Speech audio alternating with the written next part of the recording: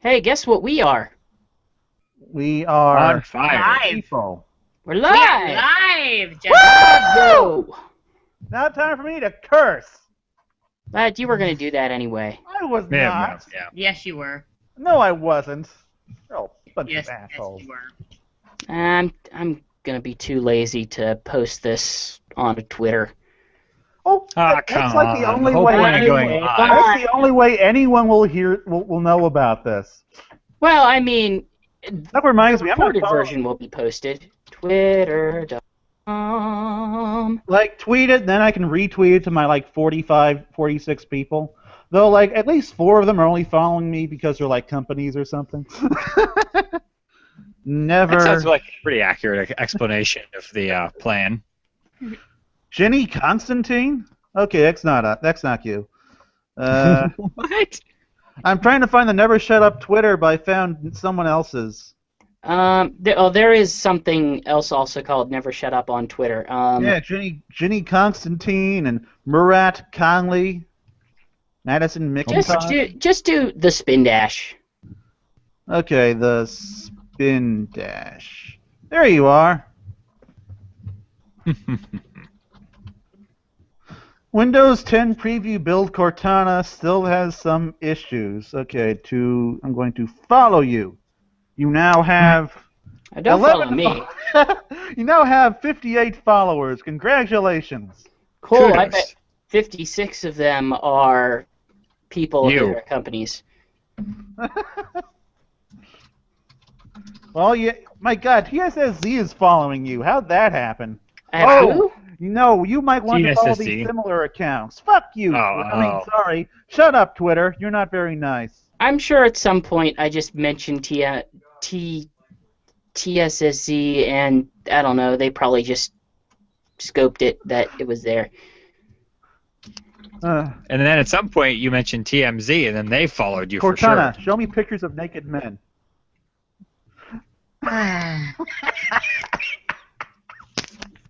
Oh my God, this is so stupid.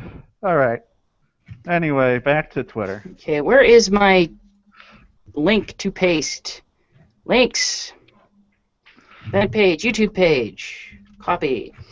I should try the YouTube streaming sometime now that they have the YouTube gaming. Oh, hey, I'm back Yeah. I'm back down to I forgot 44 about that. followers. Tweeted. Gee, I wonder why. It's because they were just companies and they only want to sell me their products. Then when I don't buy their I thought- products, they're like, "Fuck you, man." I thought it was because you kept swearing is why. Oh, that too. Oh, no, now I can retweet. Yes, the power of social media. The power of social media compels you. Where's the social media water? Watch Splash, me. splash. I believe the social media water is in the Yeah. restroom in a specialized bowl. One Piece It's called a live cistern, okay? It's called a bidet. with some schmucks. I'm not a schmuck. Oh, yes, you are. Watch me No, talk I about am One Piece not. live with some schmucks. It'll be fun. Wee! I am now your social media strategy. That's You are alarming. now my social media bitch. I think what GX said is correct. So, Show my 44 followers. Watch. do you think we are ready to do various things? No. I'm ready. No, I think we need to discuss things, other things, like, I don't Like know. Sonic! Things. Yeah, let's talk about Sonic. Nah. He's blue. Who would win in a fight, Sonic or Luffy? Goku. Well, Yes. yeah, that probably would be true. Who would win in a fight between Knuckles and Zoro? That said, Oh Knuckles. boy. that That's said, definitely Zoro. Luffy has died fewer times than Goku. Yeah, but that's because Luffy can't have things like Dragon Balls to bring him back. Yeah, yeah. So he has to be more careful. Yeah. And you know what? In Dragon Ball, the afterlife isn't even all that bad, especially when you're somebody like Goku, who like keeps his semi-corporeal form with a halo over your head. Yeah. And for Goku, death is almost just a minor inconvenience. Although to be So fair, he's like Superman. in what we've watched of One Piece so far, Zoro has already died more than Goku. Yeah. He keeps doing that. Goku, Zoro is far more resilient than Goku, which is why he'd totally be able to beat Frieza. Yeah, that's about right. And thus, we begin this episode. Should we be using Audacity to do anything? Let's use Oh. Audacity. Yeah, start up Oh, Audacity. Make sure. I Just hope I still have because Audacity. I don't. With this, with me trying this new thing, Audacity right now basically is going to be my backup. Okay. I just Plus- wish I'd done that So because should I we didn't have have it a open. should we have a sync word or what? We will soon, as soon as everyone has their Audacity up. Oh yeah. I've had it up since recording. before you called, so. Hello, Audacity. You are my friend, and I like you. This is 4, right? This is 4. I guess okay. we're on 3. Latura. Well, we never released 3, Nope. so. Oh, right. Well, not yet. Yeah, shut up. I had to replace a laptop this week, and I still haven't. Hey, I'm not saying anything. Reef is the person I think who said the most of anything, but I mean, none of us are really saying anything. You know, we're not. It was the most telling, is what it was. Anyhow, have your stuff ready and up? I'm ready. I don't have any Alright, stuff I'm to ready. have ready. Should I have stuff? Me. Yeah, scoot this Audacity. closer to my Oh yeah, face. I have Audacity going. I thought you were talking about like I Kaboom. don't know. Okay, words go or- ahead and hit record. I've already hit record. Oh, that's fine. Whatever. Recording. Recording. In a world where recording. I'm gonna turn my volume down. I a gotta little. make sure I don't forget to record the whatever Grand Prix we're on. What Grand Prix are we on? Oh yeah, the Italian Grand Prix. That one's gonna suck. Grand Prix? What are you talking about? Formula One racing. Huh. Okay. Mercedes is gonna win because This is Mercedes pretty has won good. almost every race in the last 2 years. Mm. Oh, okay. I think that will work out fine then. Okay. Mhm. Yeah, sure. I'll volume up a little bit. I'm just trying to get my volume okay, so that Okay, I have a question. Audacity Can you hear background noises? it's not too bad. Okay, well that's just my disposer anyway. I just need to know whether or not I need to tell Corey to shut the fuck up. I mean, shut the darn up. I mean, you should tell What? him anyway, but You couldn't have come up with something better that's than that. just Come on. for fun. He should. Should I guess one of us should ask him to be slightly quieter. Corey, my friends do not seem to have any complaints right now. Do you have any complaints right now?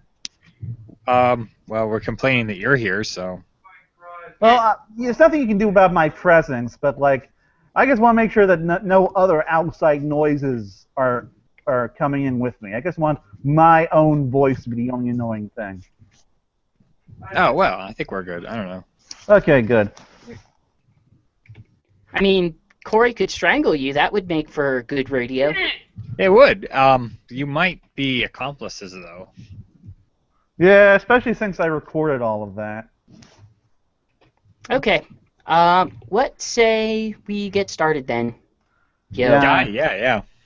Okay. You know, I'm gonna start singing, man. Let's just do a sync clap because that's easier and I don't have to think about it. Oh, okay. All right. 3, 2, 1. Clap. Nice. Pretty bad. Close enough. I don't care. I'll fix it in post if I have to. Corey, you don't have to Alright. hide in there. You can Probably not you can get it come out out. a lot. So, there's not really much structure in this one. I want to go more by what's going on generally in the plot rather than, hey, here's this episode and then this episode and then this episode, because I think that's dumb how I was doing it before. It wasn't dumb. It wasn't well organized. We could definitely improve on it, but I wouldn't call it dumb. It was dumb. Just like your face. Boys, shall we stay on target? No, I don't think we should. but Yeah. we probably will Stay anyway. on target. We need to be less focused. That is the key See- to victory. Staying on target is how Porkins died. By the way, Morgan thank died you 'cause he was for fat. listening to that thing. Wait, what? To Alex, thank you for listening to that thing. Oh, well, I actually haven't finished it yet, but yeah, I've gotten through most of it. You're talking about that box office poison podcast, right? Correct. Yeah, Mhm. I'm like 75% through. That's still pretty good.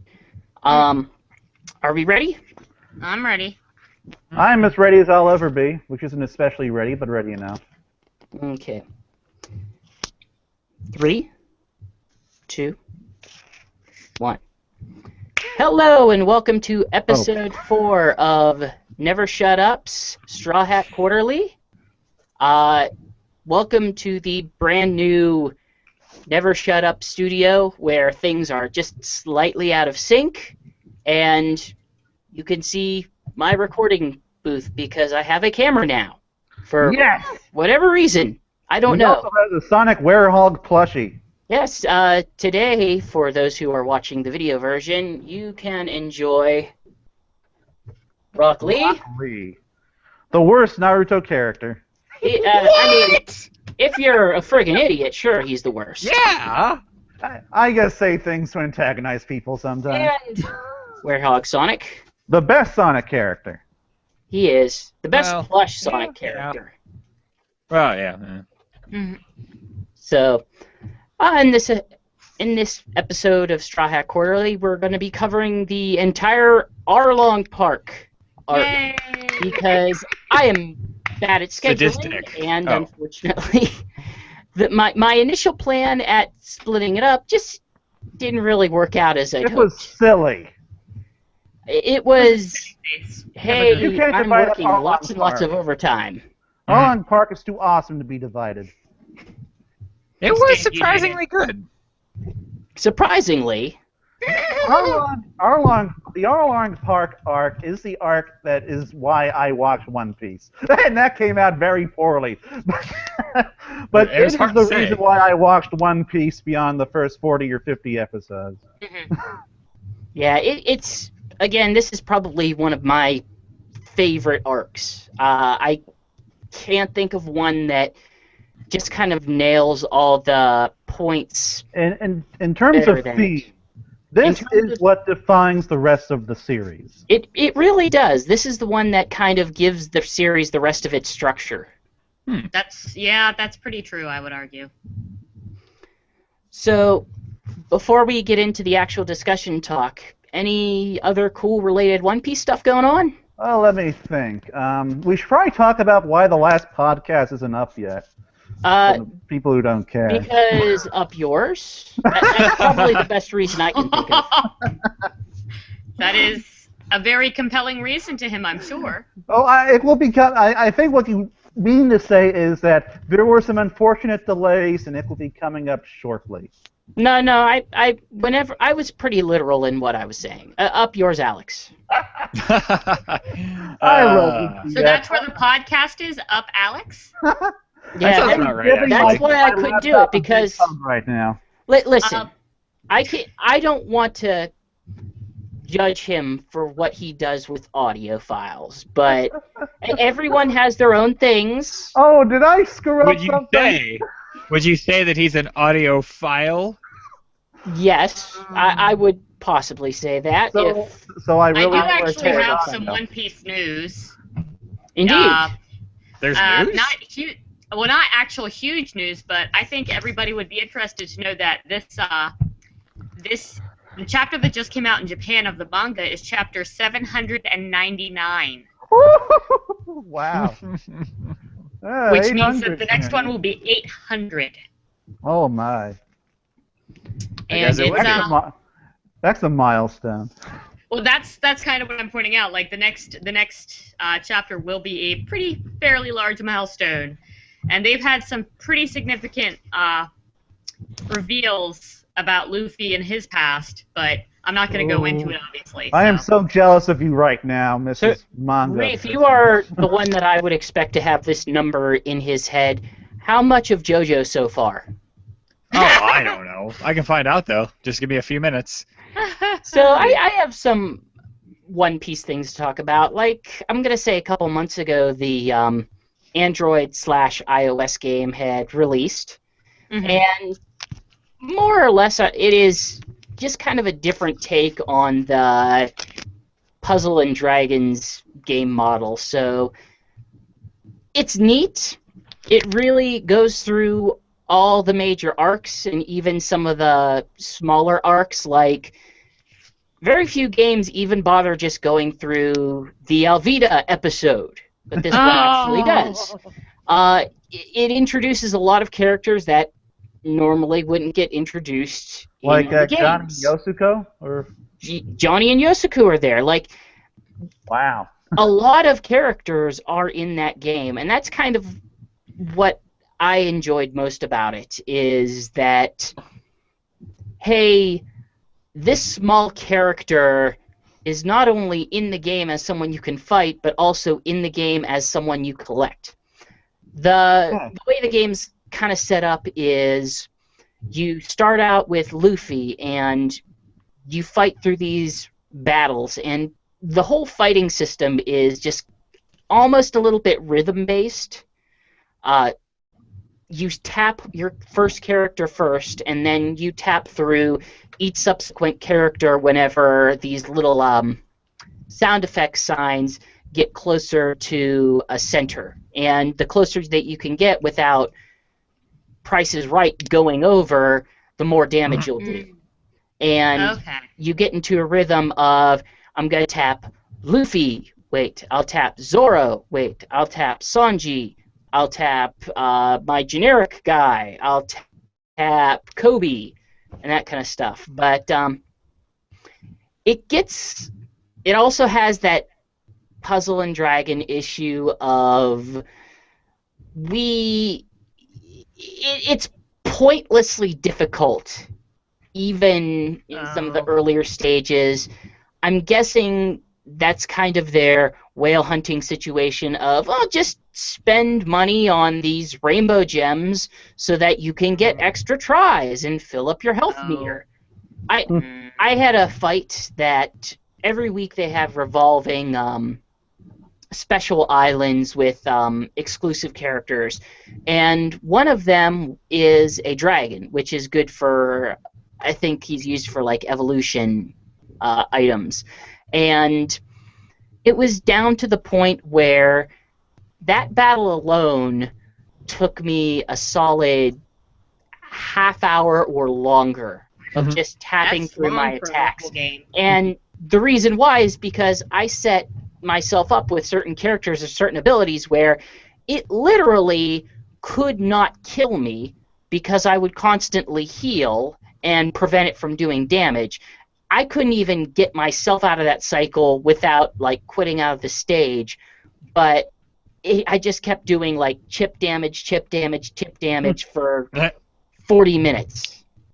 So it's okay with reservations, but it doesn't escape being a Japanese mobile game. So take that as you will.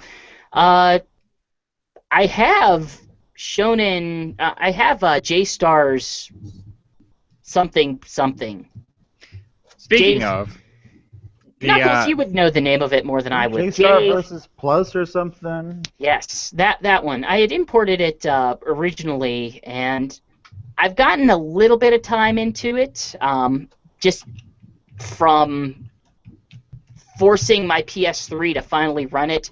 I haven't gotten too much time, but I am hoping to get some streaming up with it, just to explore a little bit of streaming. I have a PlayStation 3 disc drive I need to replace before we can get to that, though. Nasty. But anyway, speaking of, JoJo's Bizarre Adventure is only 114 volumes long, but it is not a weekly series. Oh, Wait, okay. Now, how that's many volumes, chapters? that's not chapters, correct? I think it might be I don't know. I don't know how manga's measured. Well, there's you're right. Maybe it's volumes not are chapters. collections of chapters, and then there's chapters. You see, Well, in Wikipedia is not Japan, very specific on the Hmm. you see, specifics. in Japan they would measure it in centimeters, not Yeah. inches. That sounds about right. So I don't know. All I know is that it's been running since before I was born. So regardless, I hate Japan and their crazy shonen manga. I love Japan and their crazy shonen manga. Let's see. Two opposite It's sides also of the worth same mentioning that the One Piece Pirate Warriors 3 just released on, I think, PS4, PS3, and Steam for the first time. And I played a little bit of it. It's okay. It's another Warriors game. You kind of know what to expect, and if you don't know what to expect, it's a bit of a mindless beat 'em up. It's more about territory management than it is actually about beating up guys. It's just that beating up guys is the gameplay per se.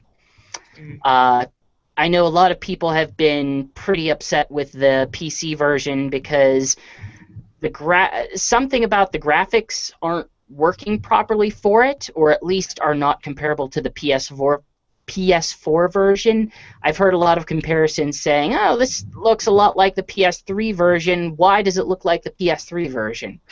Which honestly surprises me a bit, because when you think about the PS3 architecture versus the PS4 architecture, the PS4 architecture is supposed to be like a PC.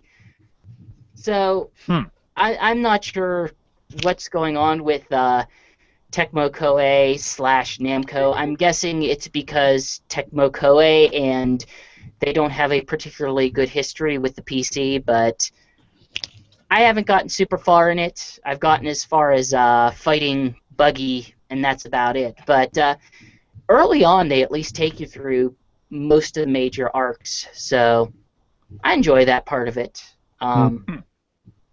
It's good. It's okay. It's a Warriors game. If you like Warriors games and you like One Piece, guess what? You're gonna like this One Piece Warriors game. Well, I don't know. The Zelda one's fun, so maybe. I like Dynasty Warriors Gundam, so. That's why I haven't played Hyrule Warriors so far, is because I played the One Piece games and I feel okay about them, but removing the part where Luffy typically beats up thousands of guys anyway, having Link do it just seems a little bit off.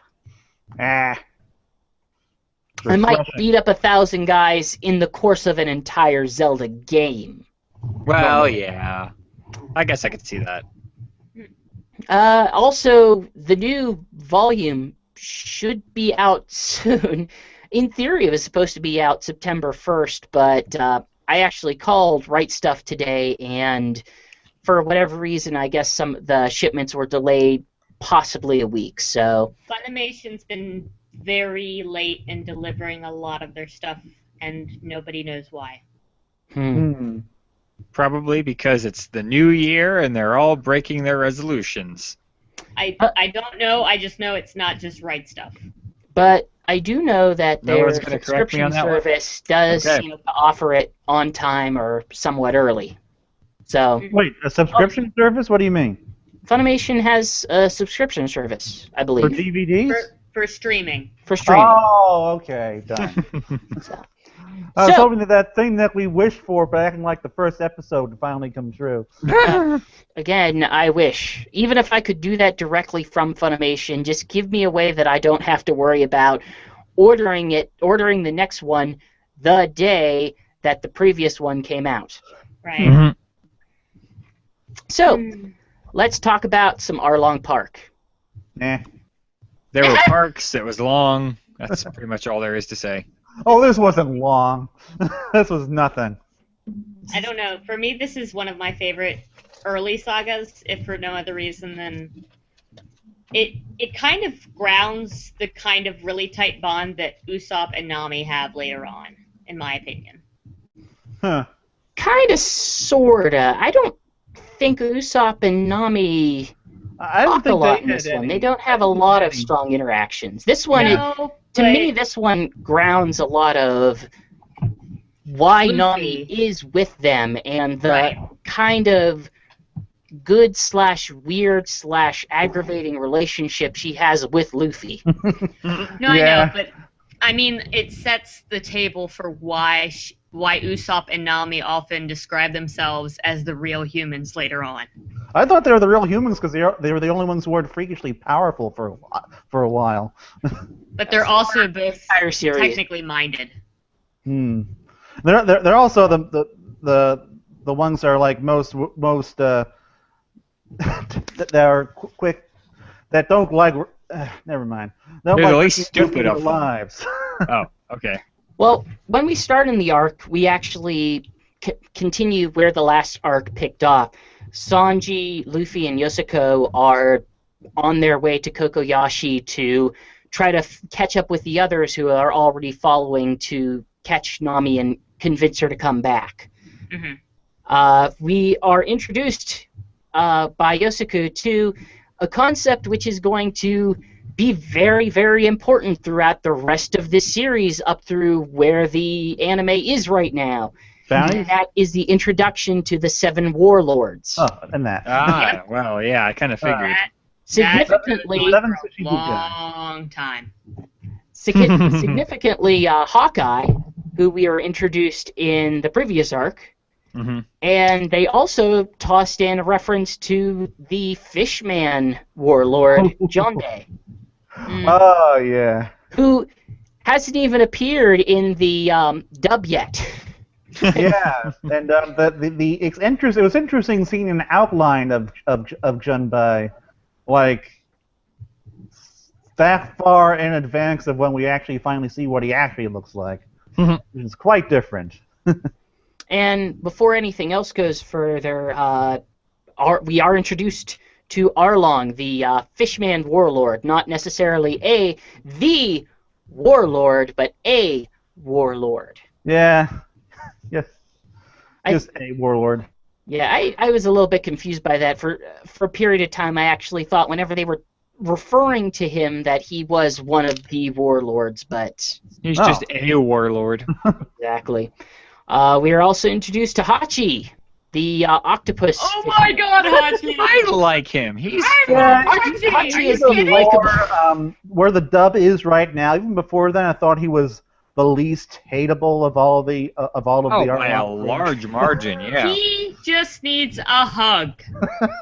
And he's got the arms to do it, dang it. Well, he, I he mean, never does. let's not forget that he still did probably kill a lot of people. Yeah. Yeah, but who hasn't? The thing is, even in the arc, though, he never really does anything that's so reprehensible. Like, even his Yeah. attitudes towards some of the other characters is Like kind of... Zoro especially. That always seemed so weird to me. Guess how friendly he was to him in the beginning. And That was pretty funny, actually. I think one of the things I took away early on in this arc that it took me a while to really come to terms with, but they really do not have any good child performances at all. Like, Yeah. I can't think of... I can think of very, very few in the series, and one of them's going to be in Water 7, and I wouldn't really call that a good performance, but at least entertaining. I had to watch the sub, so I wouldn't know. You actually watched the sub? Not by choice. Oh, what happened? There aren't any copies of the dub on the internet anywhere. Not even on Hulu? Really? No. For this for particular arc or in general? Because I know I've For this particular arc, and I want to say that for Wow. Baratier, they are not on there either. They I rotate which have ones are up on there in front of me. I have pirated the Baratier before. I know that's up there. Well, Well, they do You're rotate. not 'cause trying to be actual pirates.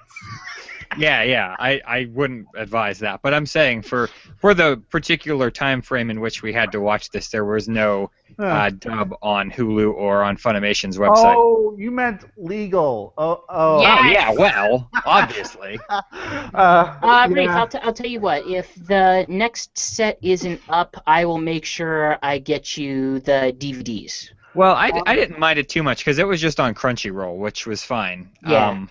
Because I was trying to watch the sub on Hulu for a while, but it didn't want to go to the next episode. It wanted to keep jumping to various other anime series, and I'm like, why would you do that? So I just gave up and watched it on Crunchyroll. Yeah, I'll make sure you guys have access to the DVDs. It's easier, and I think that you guys especially will get more enjoyment out of it. Yeah, the through dub. the sub, Or or through the dub. The dub is starting to get really good at this point. It's only going to get better from here. Though. Well, there were I some always awkward- figured that.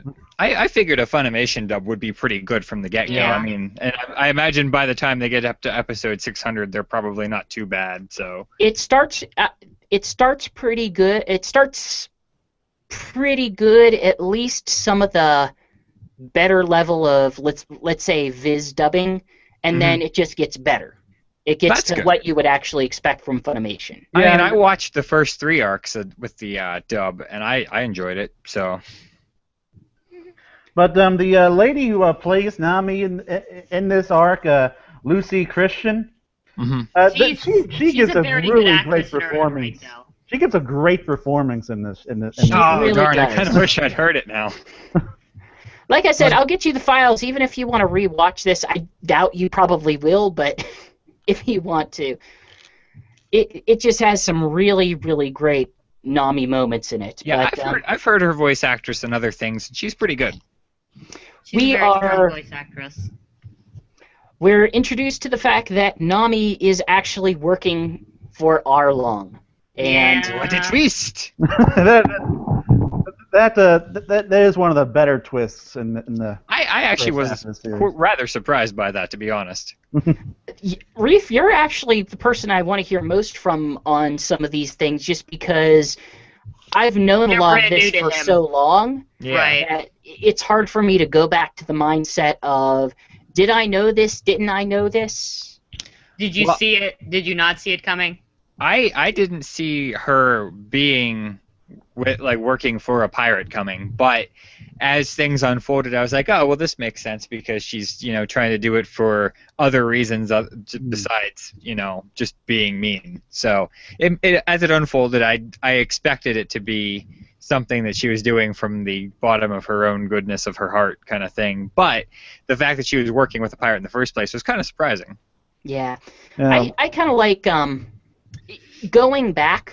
If you watch that and then watch some of the past episodes, you'll kind of notice that they actually hid her tattoo, either through a long sleeve shirt or in I the was earlier wondering about of this that. arc, they actually bandaged over it.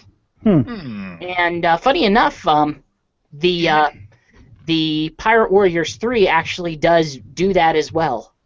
They Mhm. actually model the bandages over her arm whenever you see her for the early times. Huh. Well, that's pretty clever. It's a neat little detail that is appreciated. Yeah. The only neat detail I caught in this arc was during the flashback, they had some old wanted posters, including a young version of Don Krieg. Oh, did they? Yeah, it flashed by really quickly, but was there. That's awesome. And Probably. it's worth mentioning that whenever Nami is acting as part of the crew, she really does have a strong change in persona. Mm. That Mhm. she plays the part. She puts on the front, the face. Yeah. Yeah, And- the sort of this fake, evilish smile. Which is kind of funny because one of the big themes I see in this arc is how people put faces on, how they're masking things for the sake of everyone else. Mm-hmm. And you see that through a number of characters. Like this is an arc built on people lying or withholding information to others. True. Even the Marines. Which we're actually introduced to Colonel Nezume, Yeah. the rat-like marine man. I always thought he looked more like a cat. I think he's supposed to be a mouse. Yeah. I think Eh, I think Hachi actually directly refers to it. It makes him look like a rat or something. And there's actually, I guess, looked up Nezuma. Well, wait, what the hell? I think it's Nezumi. The Google quick search thing gave me a Nezuma rat, but I don't know what I'm looking at right now, so never mind. That could very well be a pun. It wouldn't surprise me. Yeah. It's a fishing lure. Oh. Now that I would not know. We have this great intro scene with Usopp and Johnny and Zoro on the small ship approaching the island, to the point where the two of them are trying to plot out, hey, we're going to sneak in and see if we can find her, and Zoro is Zoro. Yeah. Bunko, let's just go in and attack. Man, that And would've- also, that would've he's ended still quickly. like all of his ribs are still dislocated. So yeah. He has been torn asunder by one of He the is- world's greatest black blades. he is only moving by strength of will alone at this point. Let's face it, it isn't by bodily strength. I have the sneaking suspicion that that's probably true of the remainder of the series. Kind of, yes. I'm shaking my head yes. That Nezumi was voiced by Vic Mignogna. Of course he was. Yeah, Well, he has you a know lot of what? voices. I'm not going to comment on that. Yes, we know you don't like him as a person, but as a voice actor, he is good as what he does. Yes, that is exactly what I'm going to say. Okay. I agree recently with. discovered the Vic Mignogna. And that's disappointing.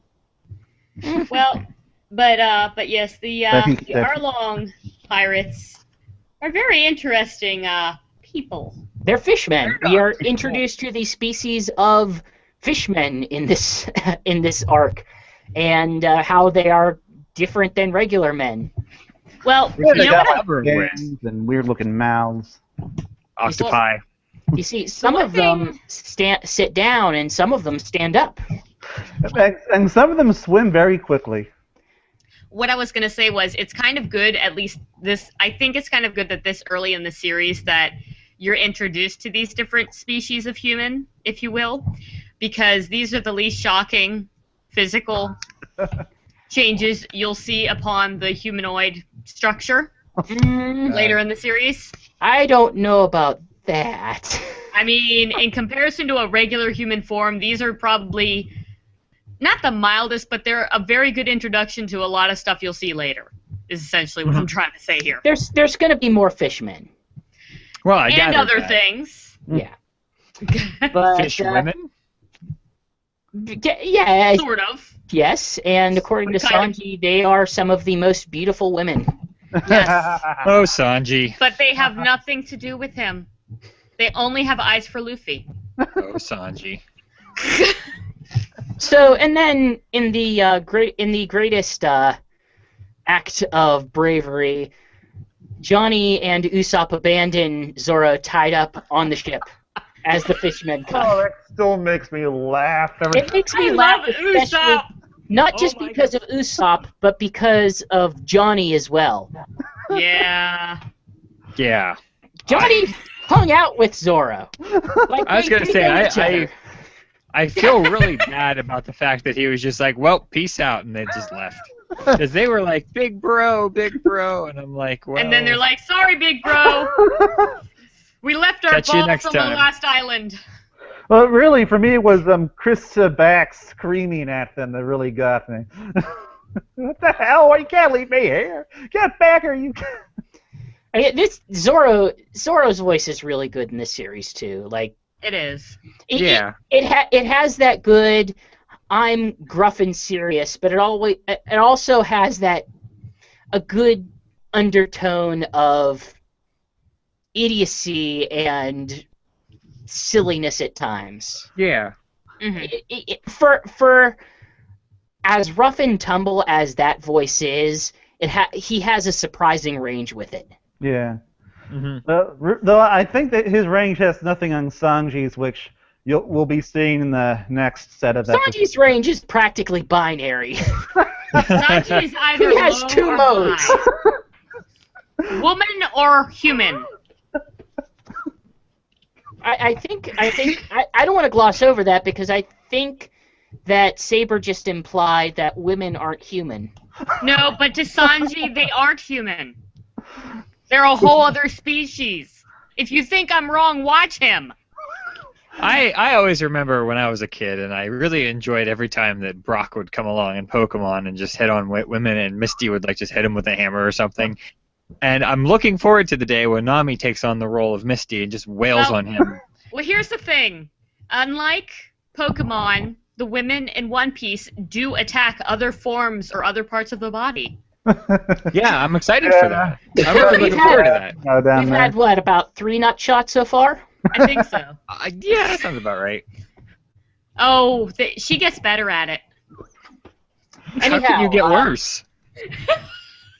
At that point, Zoro has been captured by the fishmen because he's there tied up, and I don't know the fishmen. I was going to say, there's not much else he could have been. And throughout the entire scene, Zoro does not blink. Not that you would expect him to. He's like... That I did not notice. No, not blink physically. I mean, as in he did not show an ounce of any of concern or fear for his own life. Well, does he ever? Yeah. But it also takes us into Koza Village, which, as we have quickly found out, was destroyed. And specifically destroyed because under Arlong's control, someone tried to rebel, and it was made example of. And It wasn't destroyed. even rebellion. He just couldn't pay, apparently, according to what they said. I was going to say, I don't think it had anything to do with rebelling. I think it just wanted an example. And so he apparently turned every house upside down and killed everybody.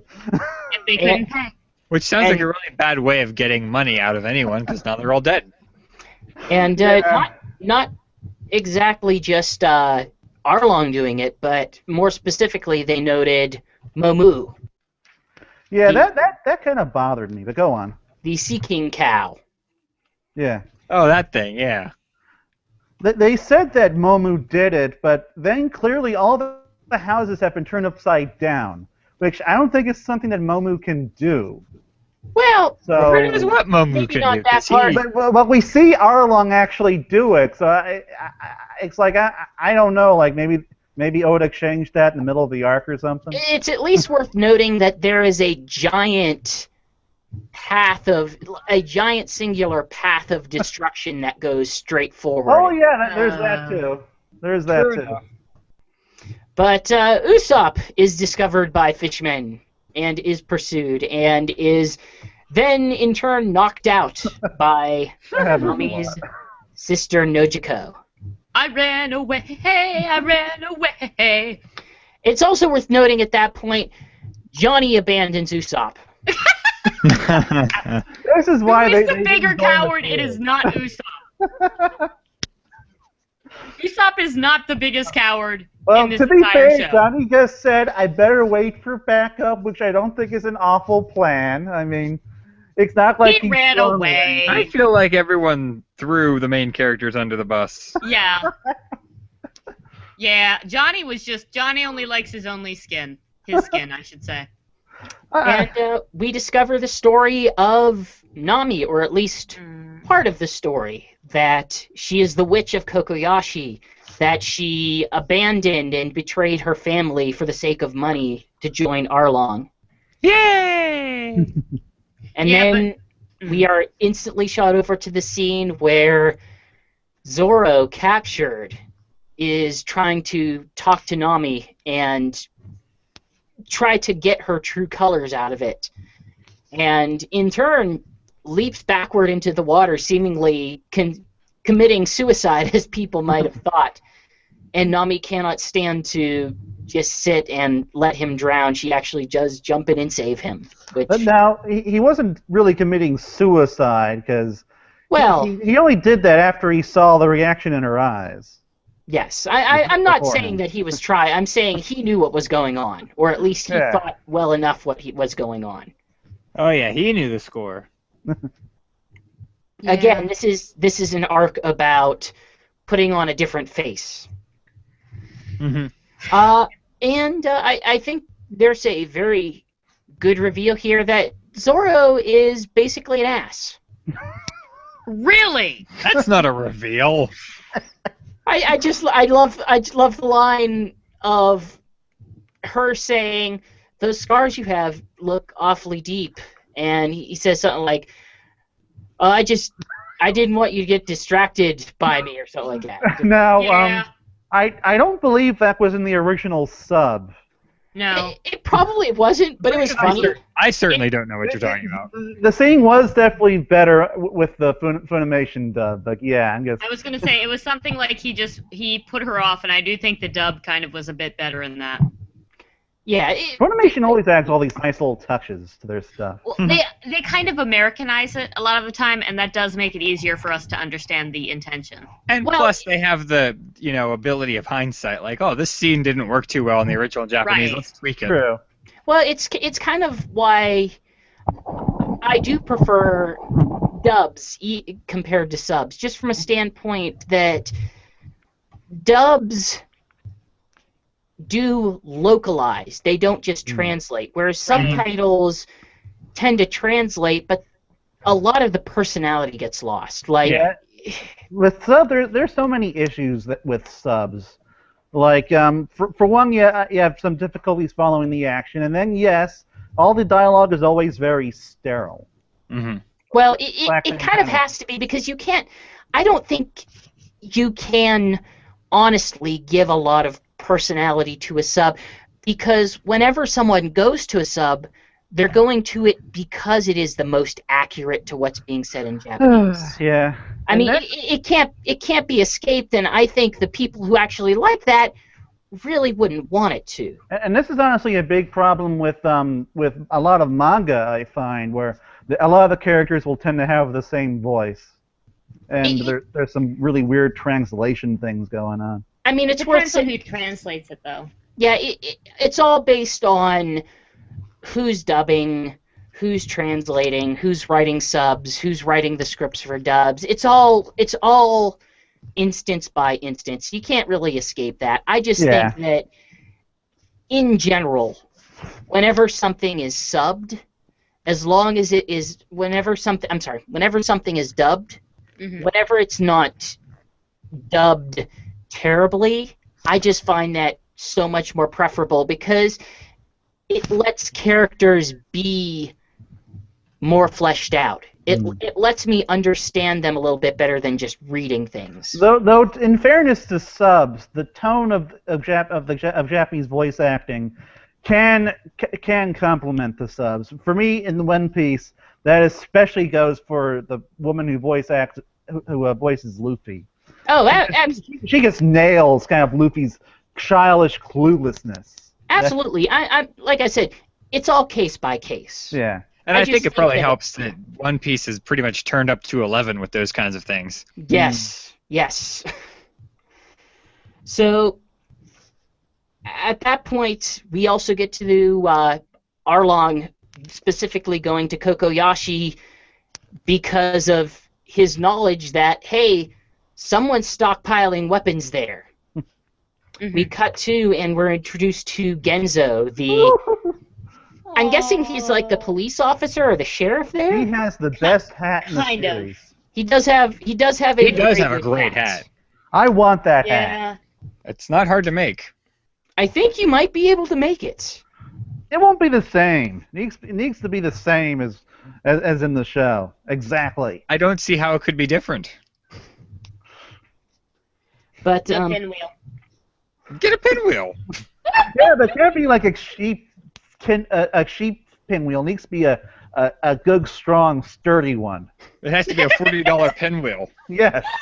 from GQ. Yes. I bet you could convince someone on Etsy to make it for you. I bet someone on Etsy has already made that. I did actually find like a model of it or something, but the pinwheel was clearly too heavy to actually spin the wind. So You need to have the hat to be sturdier. But Arlong comes in. He's about to make an example of him, and then brave Captain Usopp shoots him, distracts him, and then runs away. Usopp has some good moments in this arc. Usopp has some excellent moments.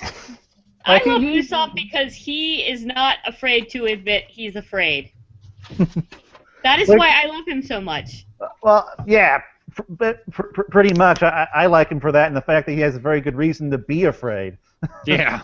He's not a superhuman. And yet he hangs out with superhumans and fights superhumans. And we'll talk about that a little bit, but yes, I definitely want to get into this at some point. Again, after all this is done, Nami saunters in, talks to her sister, and it's actually revealed what's she doing here? Why is she with Arlong? She's trying to buy the town. Yeah. And then Usopp's caught by Chew, the big-lipped fishman. I wish I could identify all these types of fish, but I can't. I I would know say there's a more list of them online. He's a big-lipped one. I sent you a picture of Arlong's fish, by the way. Yeah, he's a saw shark. Yeah. But then we find out that Nami kind of has let Zoro go, and what does Zoro do? He kills everyone in Arlong Park. This is actually probably one of the biggest massacres that the Straw Hats have committed in this series. I forgot he killed people. Yeah. I'm not sure he remembered he killed people. To be fair, though, I think this is a situation that happens a lot where they say that he killed them, and it looks like they're dead, but then, like, at some point later, like, they're able to talk and be conscious. So, well, I guess assume that those are the ones that he didn't kill. Yeah, I mean, there were a lot of dead bodies, but there were some that were out and about doing Arlong's bidding. Yeah. But then, again, Hachi, and we get to enjoy how quirky he is exactly. Hachi! He keeps catching himself while he's fishing with 3 poles. This must be the mightiest fish in the ocean. He is pretty great. And then we get to, again, another part where I would love to know your reaction, but they return, they find that Zoro is gone, they find that they have caught Usopp. Yep. And as Nami's dedication to Arlong is being questioned, she kills Usopp. She stabs him in the chest and shoves him into the ocean. Yep. Reef, I kind of want to know, at that point, what were you thinking? I thought that she had actually done it, but I thought she had done it to keep up the pretense. I didn't think she was actually with him at that point, but I figured maybe she was so desperate that she did go through with it. That was kind of my first thought the first time I read it, actually, was that she was just trying to keep up appearances until she could work out another plan. I never thought for a moment that she actually killed him, but I also didn't think that she stabbed herself. Yeah, exactly. I thought maybe it was like a flesh wound kind of thing, and she was like, "Oh, he'll be okay." No, I was thinking that like maybe Usopp tricked people or something, or used one of his tomato things or something, but Right. I didn't think that she just stabbed herself in the hand. Yeah. I kind of wish I knew how they approached that scene in the 4Kids dub, because I do. I'm just curious. How did they present that? Was it just kind of like a push without any blood? It was a push without any blood. This whole saga with her and anything that dealt with blood, they pretty much edited the screen. Okay. So you would see her moving, like when the part later where she's stabbing her arm, specifically her tattoo. All you saw was her and her arm moving towards her other arm, but you didn't see her stabbing or doing anything to it. Okay. One thing I noticed, because I was using Wikipedia to make sure I didn't accidentally skip over any episodes because Hulu was giving me so many problems at first. I did notice that the 4Kids dub is only about half as long. That's because they cut a ton out of this. I was going to say there was a lot they would have had to have cut out. Yeah, it was around this point that they started cutting out a lot of episodes because they were trying to get to Chopper. They thought that Chopper was very marketable. Well, I also feel that... Which is funny because I have a Luffy figure and I have a Sanji figure. I don't think I've ever seen a Chopper figure. I think by the time they got to Chopper, the series was pretty much getting killed. Yeah. In the ratings. I'm amazed. I think more likely the reason there are so many episodes just outright missing is because they had to edit out so much. I think that's more likely. Zoro killing all these dead body fishmen guys. I mean, well, the thing is, they didn't. They didn't show him do that. They showed the aftermath. Yeah, but I don't think 4Kids would even show that. In the 4Kids. They just showed him fighting people. They didn't show that some of them didn't get up. But at this point, I don't actually care. It's just interesting from an academic perspective, we'll say. Yeah. Mm-hmm. We get to then the great moment as Zoro's walking away. He gets hit by a flying boat.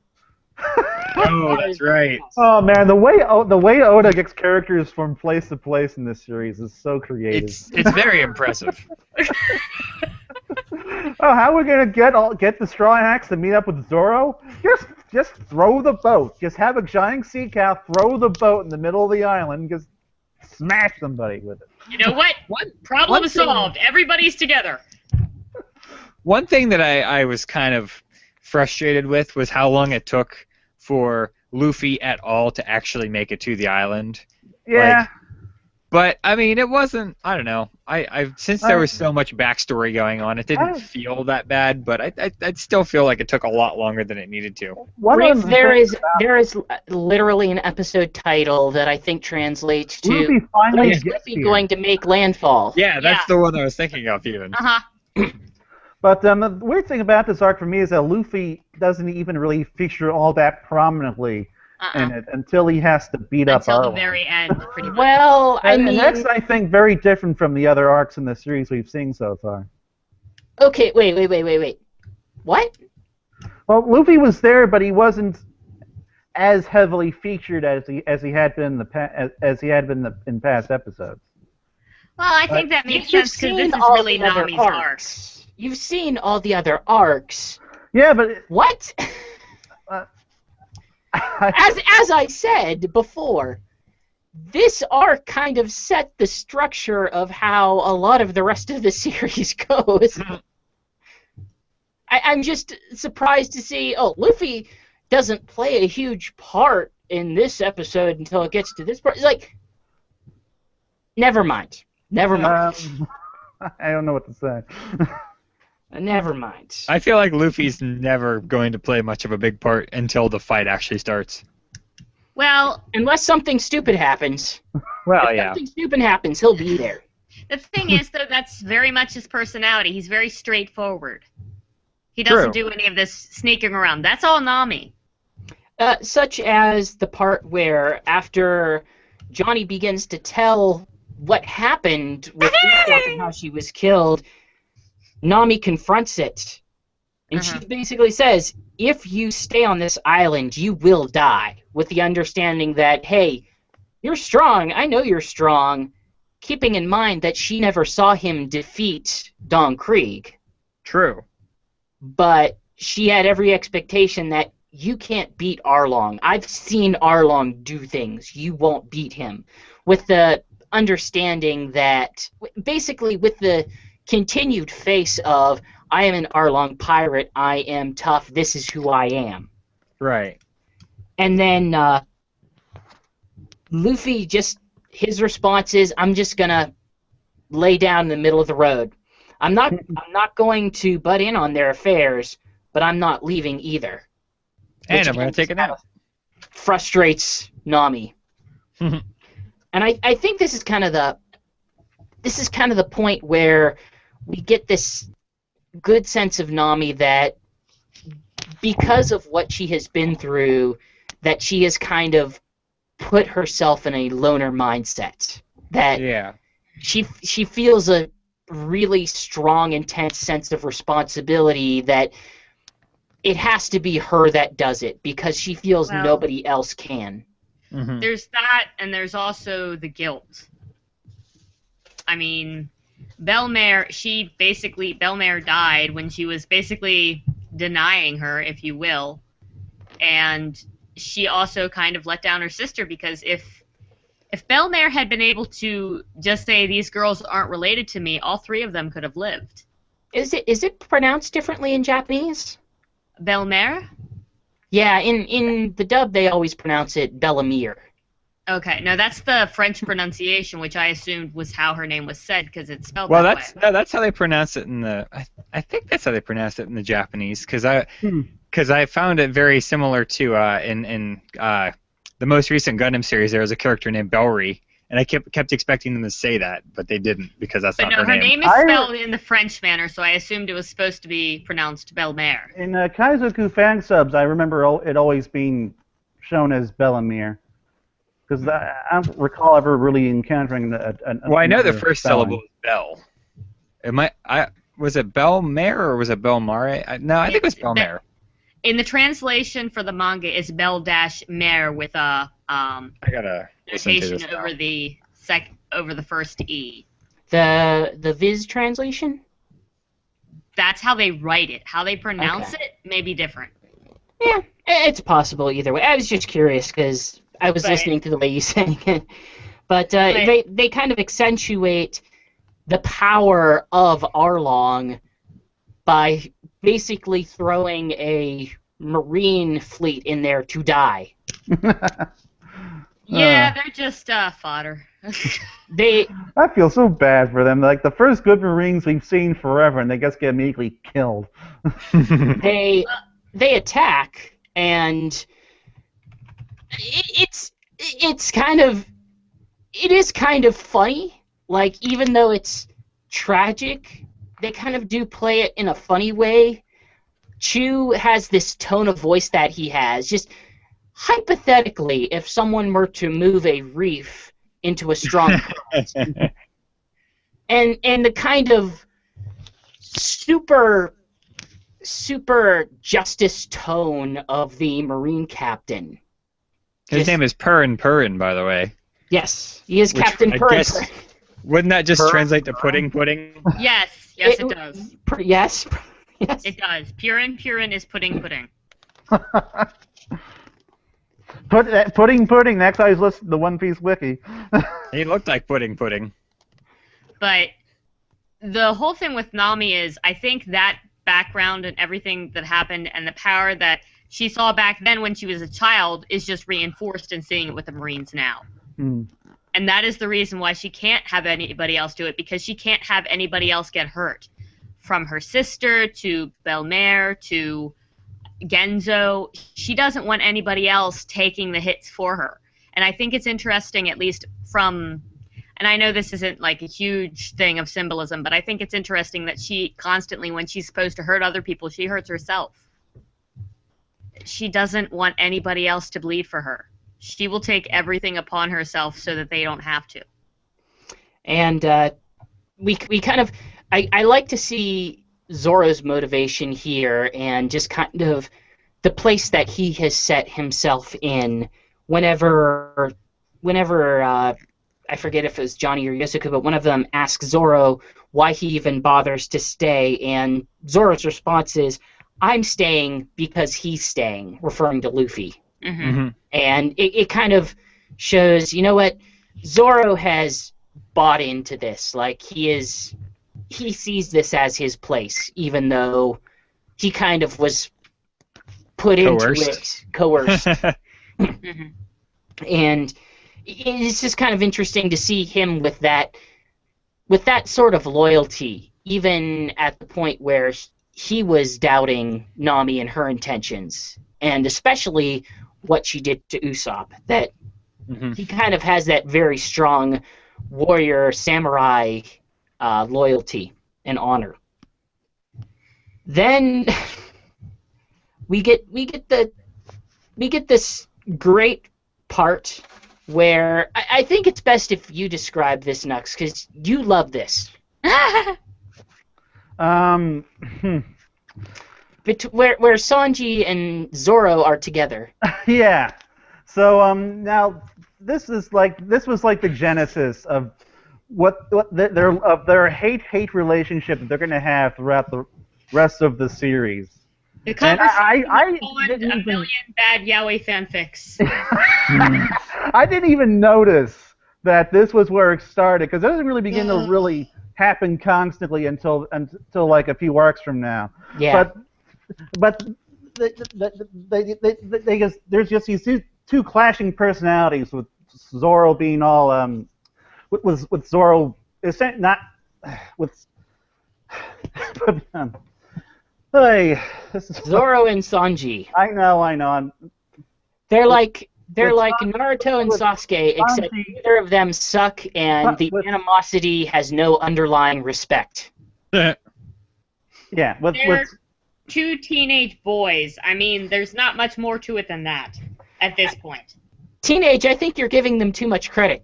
like Sanji just has this immature, honorable view of women. No matter what a woman does, you can't Chivalry. chivalry. You can't Right. you can't say anything bad about her. And so even after Nami has supposedly killed Usopp, he won't even believe that.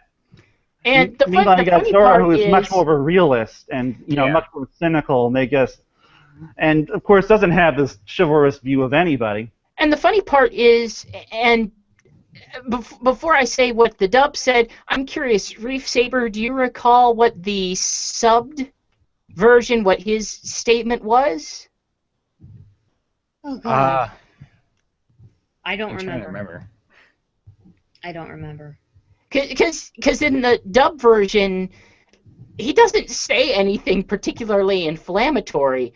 Zoro says, "I don't know. I always thought of her as a small-time thief," and then Sanji responded, "She's not small-time." Oh, that is what he said. That's what the that's what the That's sub actually said what it too. said.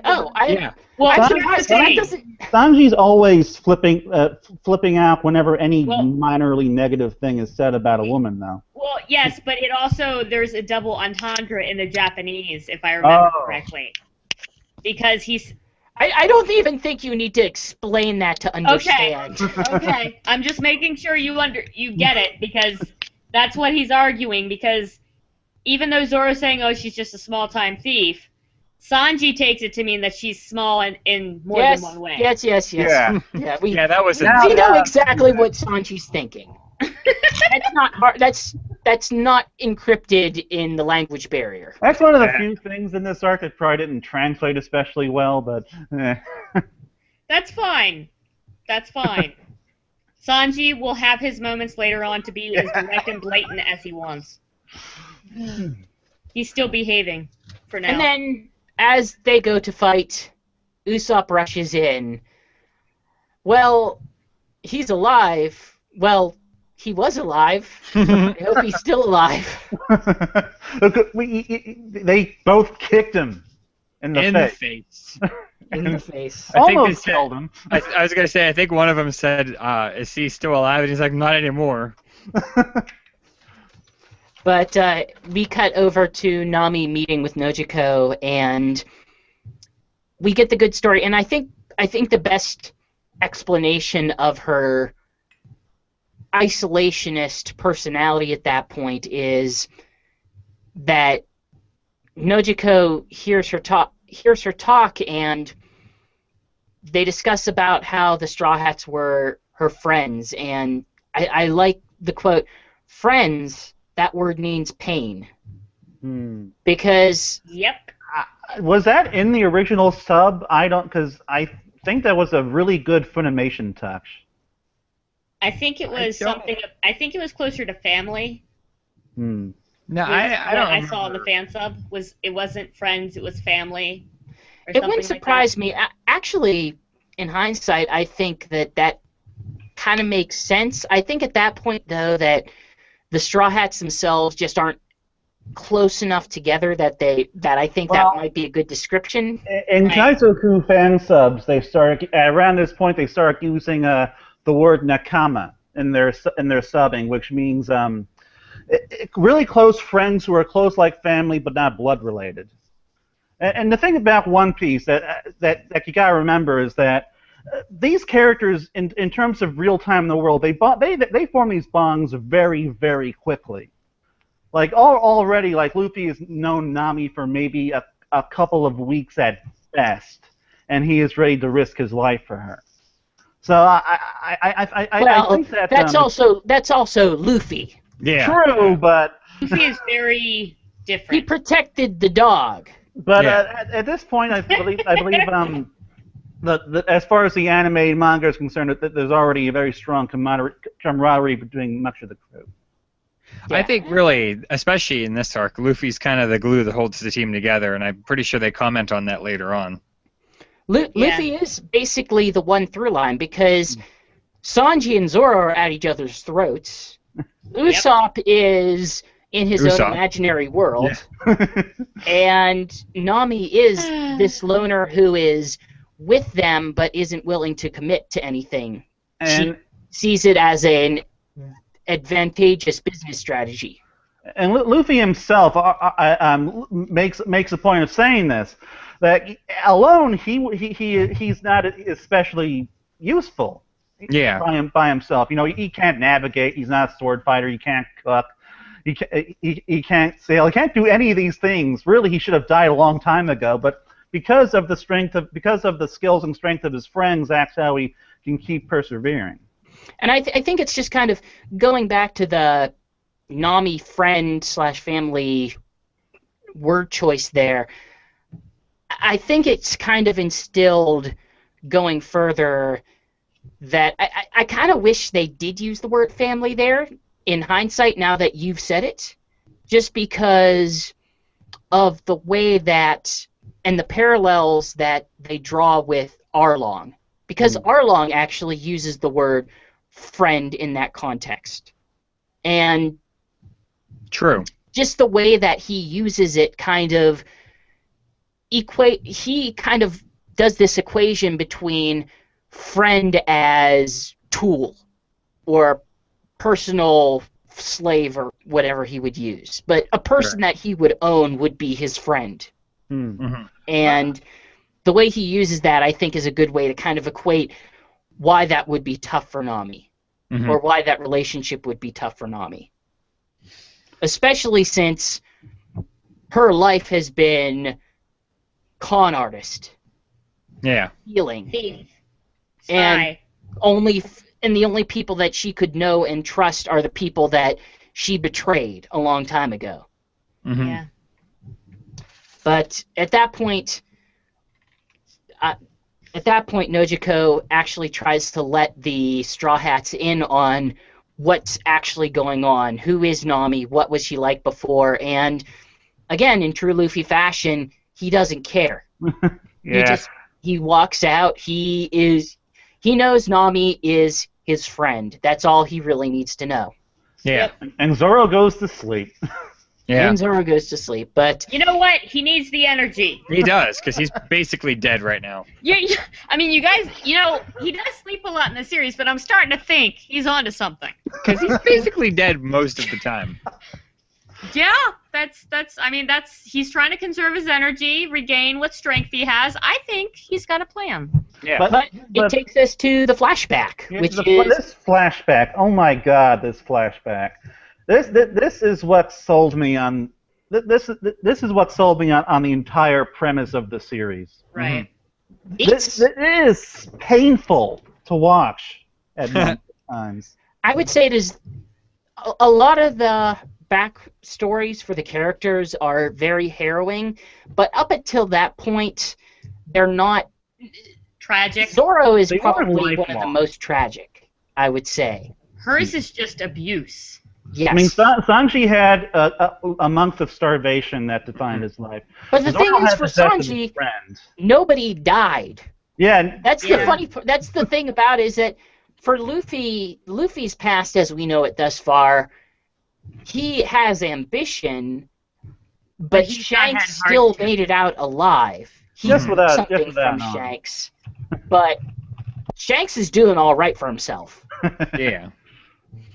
As Uh, we'll see eventually. Now, here's one thing that I appreciated about this backstory, and actually this whole arc, because up until this point, we've gotten backstory for characters during times of struggle that are kind of unrelated to the characters themselves. Like, sure, Baratier, there's food, and it all ties together, but Well, the pirates that are attacking Baratier don't really have anything to do with Sanji's backstory, whereas Right. everything that's going on ties into Nami's backstory. It's all one cohesive package. Mhm. I kind of disagree with that. For Luffy's backstory, the whole reason he's out there is because of Shanks and that. I period don't of his think life. Luffy's backstory really counts, though. Zoro's backstory, the reason why he behaves as he does, his whole motivation is half built on that. He's kind of had it at the beginning, but it does kind of drive him. He is Because carrying of her. his Yeah, but dream. what I'm saying is their introductory arcs don't necessarily directly tie into their backstory. Like when we That's met fair. Zoro, he Yeah, was fair. tied up in a pirate camp, and when we met Usopp, I mean, he was doesn't really telling have anything to lies. do with the Black Cat pirates. That's fair. So yeah, and that's I- why I think this is my favorite one so far, is because it ties everything in a nice package. And Oda continues to improve on this too, in my opinion. He seeds things very early. Mhm. For example, we are introduced to Janbei, who we're at like 400 episodes in the dub and hasn't appeared. Right. But it's funny because Nami, as her younger self, is still sneaky, is still kind of conniving, and funny enough is in a situation where her family has very big money issues, which kind of probably contributes a lot to her sense of greed. Mhm. Oh, yeah. I'm not sure that it's greed so much as hoarding. When you don't have anything, you hold on to everything you have and you get everything you can. I never saw it as actual Sometimes, greed. but it's also greed. It's also greed. It is also greed. I mean, I admit I don't like the word itself being used with Nami, but yeah, I think I'd probably agree with that. There are moments going forward where it's just greed. Well, going forward, yes, but that's only after she puts these demons to rest. But I mean, it kind of, her early life situation kind of reveals why she has this obsession and reverence for money, for Right. owning money, having money, hoarding money, spending money, or saving money. Yeah. Everything with her is money because money was the thing that she couldn't have that was kind of, that defined her life. It was her escape out of the situation. It was Well, her it wasn't escape her and it's what escape. put her into that situation in the first place. It was literally her life. Right. It was everyone's life. In Arlong instilled the value, your life is worth money. You are only worth 50,000 berries. To me, never mind. The funny part about this is that early on, Nojiko is actually portrayed as very mature. Like, Well, she was older than Nami for one. Yes. For two, Going by how they mentioned the ages, she had to have been a teenager. No. By that point. No, Yeah, she she was was- 2 years older Well- than Nami. But well, Yeah, she's only 2 years she older. said in the arc that she was in her late 20s. So I don't know the whole thing. I was Well- trying to make it work in my head, but I just couldn't. not as a kid though. No. Well, the thing is, I mean, Nami was 10, and so it's been 8 years. Nami's now 18, and if Nojiko's in her late 20s, it's just I was trying to well, make that I might have don't been a think Nojiko's in her Funimation late. slip. She should only be like early 20s. yeah. Yeah. Now I'm looking her up. All I know is that in the sub they said she was 2 years older. Safe search on. Okay, so Safe search on. Oh God. When will he ever learn? But I'm no, looking it up on the wiki, fool. but no, I think the reason she was so mature was because she actually kind of was aware when she was found, and she was aware of the situation she was in, which was the battle between the pirates and the Marines. Yeah, she's 20. I don't know where that Funimation mistake came from. But I mean, she basically found Nami in a sea of dead bodies, and then Bellemere found them. So I don't blame her for being a bit more mature than Nami. Honestly, this probably segues well, but you're probably thinking of what Bellemere said, because in that period of time, she actually was in her late 20s. Yeah, because Bellemere was in the 20s when she found the girls. So I got Bellemere and Noshiko mixed up in my head then. Great.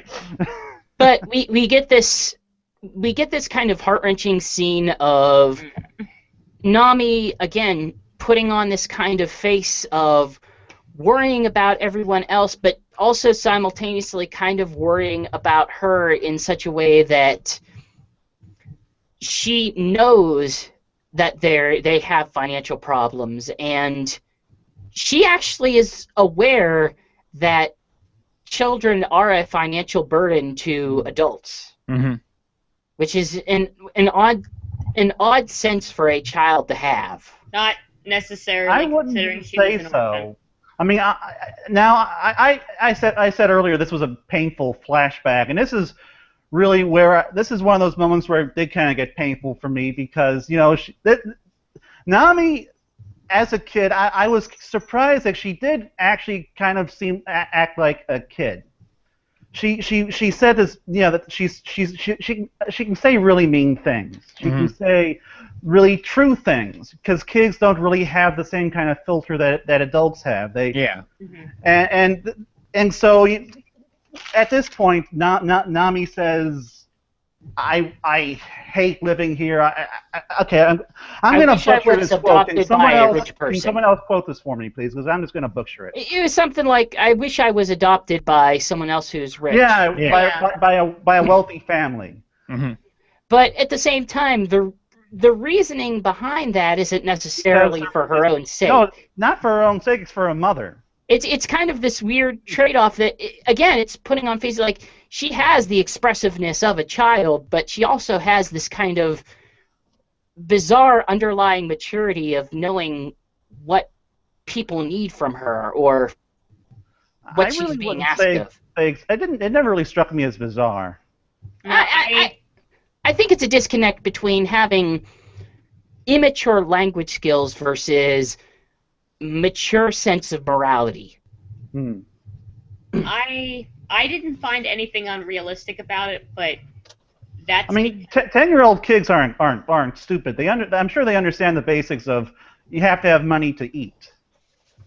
They do, but they aren't necessarily mature. They aren't necessarily standardly mature enough to say Arlong is going to kill everyone if they don't have the money. Right. I want my town to be free. I can make a deal with him. Okay, I wasn't. My brain wasn't in that part yet. I was just thinking of the scene in the house during dinner. Because we're getting to the point where basically this relationship that she and Bellemere have that kind of is rocky, but then resolves itself when they kind of realized money is tough, but in the end, I do make her happy. I make her happy, and I do love her. And running away isn't going to solve that. Yeah. But at that is also the point where Arlong finds them, and we get the heart-wrenching moment of Bellemere paying what money she has with the understanding that Arlong doesn't know about the children. Right. Yeah. And then her saying, "This isn't for me, this is for my two children." And sacrificing her own life in that way. That's the thing, because she could have denied the children, but she knew that Nami was watching and that it was a very tight sore spot for her at that moment. Did she know the kids were watching? I didn't think she did. I didn't really think she needed to know that they were watching. I just thought that. I just thought that this went against everything that she had been saying for years. That Right. her beliefs and everything. So there's no way that she could disown her children like that, Exactly. no matter what. Exactly. It's kind of the way that even after all the money arguments that she had with Nami, even after all the stress and strife, and the fact that she physically hit Nami when she says, "You're not my real mom." That this was her way to kind of validate herself, saying, Right. "I'm your mom. I will do whatever I have to keep protect you you and safe, save right? you." Mm-hmm. And It's this just- was kind of this is what a mom would do in her It's mind. just unfortunately made worse, and that the kids are there. Yes. Ugh. But at that point, we kind of learn, hey, she made this deal with she was found out to be a master at surveying At a very And- young age. at a bizarrely young age. That she has drawing skills, but not only that, she has map making skills. She has this Aptitude. really strong sense of weather patterns, of sea patterns, that she is unnaturally aware of the world around her in terms of physical properties. She's gifted in. Which makes a lot of sense, given that she's a thief, and that's kind of the thing that a thief needs to have. True. But she's taken, and it's found that she has made this deal with Arlong. Oh, That I see. they don't introduce it right away. They say, look at this. I've made all this money. I don't have to be poor like her. Mm-hmm. And she doesn't say right out, I'm going to buy the town, but she kind of vilifies herself in a way. Yeah, in fact, she doesn't say it. She needs to destroy herself so that the villagers don't get themselves killed fighting Arlong. She needs to Yeah. destroy their will to fight, and that worked. That was very effective. Mm-hmm. But later, she reveals, I made this deal with him that She tells her sister. Yeah, her Right. sister And was that's why her sister sitting at her tattoos mother's herself. grave. And then again, we go to the scene with the tattoo of. It reveals that she actually got the tattoo of it, and her response is, "It's like he owns me." Mm-hmm. And Brain. again, friend. I don't know. I'm playing into themes, but And then you'll also notice that Nojiko, as soon as she understands why she has that tattoo, she tries to make things a lot easier on her sister by getting herself covered in tattoos. She also tells everybody. well, Well, but yeah, who's but- gonna listen? But in fairness, we don't know she told everybody until pretty close to the end. Yeah, Sure. pretty much. actually, we know things actually pretty soon because When they right all after go that- out to wreck Arlong, that's when we find out. Yeah, Yeah. but Nami didn't know. no, even before that, because then we get to the point where Colonel Nezumi comes back, looking for Nami. It. Mm. And then we get the great moment of Luffy passing by him That was and pretty Well- that gives Like me the pinwheel. idea of her new move. gives me an idea. And it's funny because in the first Pirate Warriors game, You They're have to be inspired for your there are move. actually scenes in the first Pirate Warriors game for PS3 where the gameplay where you get to a point and the gameplay stops. Luffy kind of stops in a cutscene, kind of tilts his head, thinks himself, and then a light bulb comes on, and suddenly you have a new move in the game. funny. Although those moves work a lot better than the one he ends up coming up with. Well, But Nezumi somehow knows about the stolen berries, and well, that's government property. That's government property. Government property. that is, controlled by Arlong. Nami resists. Genzo reveals, "Hey, we all know why she's doing this, You're and just an ass. we always knew. What is the government doing?" And the resistance gets to the point where Nojiko is actually shot. Not Yeah. lethally. Which I forgot that happened. Me too. Yeah. it's funny because she plays such an important part that she brushed it off pretty easy. Yeah. Well, she was only shot in the arm, it looked like. Well, No, in even the shots in abdomen. the arm can really hurt and Oh, wait, yeah. life-threatening. But it's not like it wasn't like an instantly fatal shot. No, but it's still not something you should be walking around from even in One Piece. But I'm getting. Yeah, well, look at Zoro. I was going to say. Well, Zoro is Zoro. He's Zoro. I think everybody in One Piece has the strength of will to like basically do anything up to the point of death. Yeah. Beyond that point.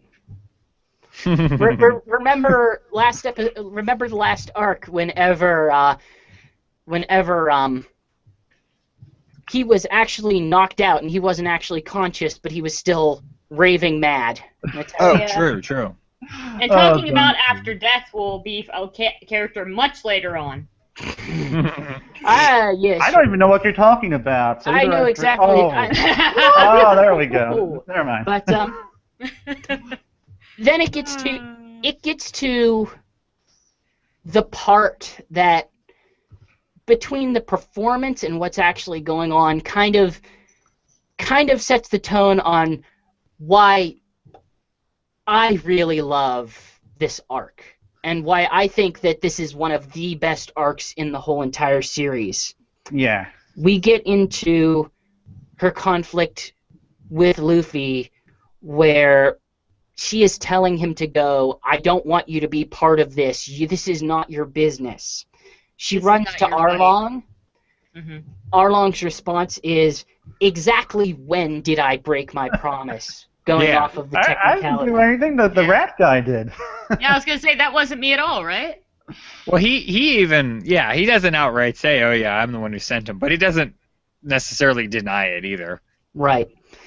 The villagers take up arms when they find out that Arlong broke the promise. Nami tries to stop them, saying, I'll get the money. It's not that much money. I will do it. And they're at the point where, no, we did this for you. Mm-hmm. We didn't fight because it upset you, pretty much. Because we didn't want you to know that, because we knew that you knew that we might do this. That Right. we might get hurt because of this. That Yeah. we might be putting faith in you that would scare you into being with him forever. And they pass through knowing that they probably will die. And then the amazing scene, the scene that I consider one of the most amazing between the voice acting and just what is going on. And the imagery and the symbolically. direction.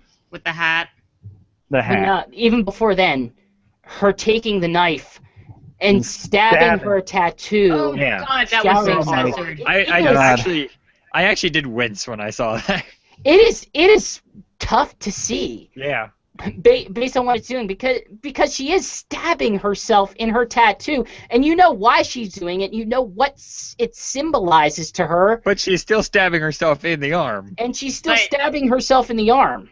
But the thing is, for her, it's not just that she's stabbing a symbol. She's also... Everything's fallen apart. Everything she worked with, everything she did to save everybody is not working. And who does she blame? Herself for not being smart enough.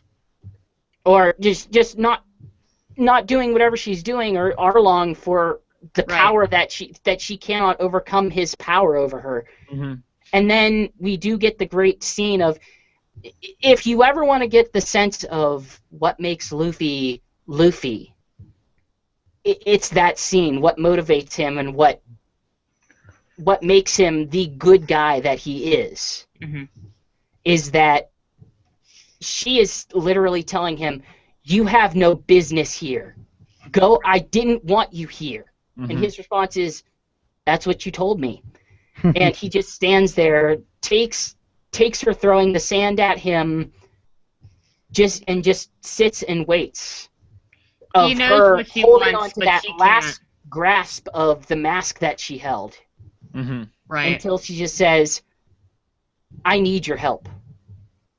And then, without any sort of change or response, he takes off the hat, Sticks it on her head. puts it and- on her head. Again, her knowing how much that hat means, He yelled at her for touching it earlier.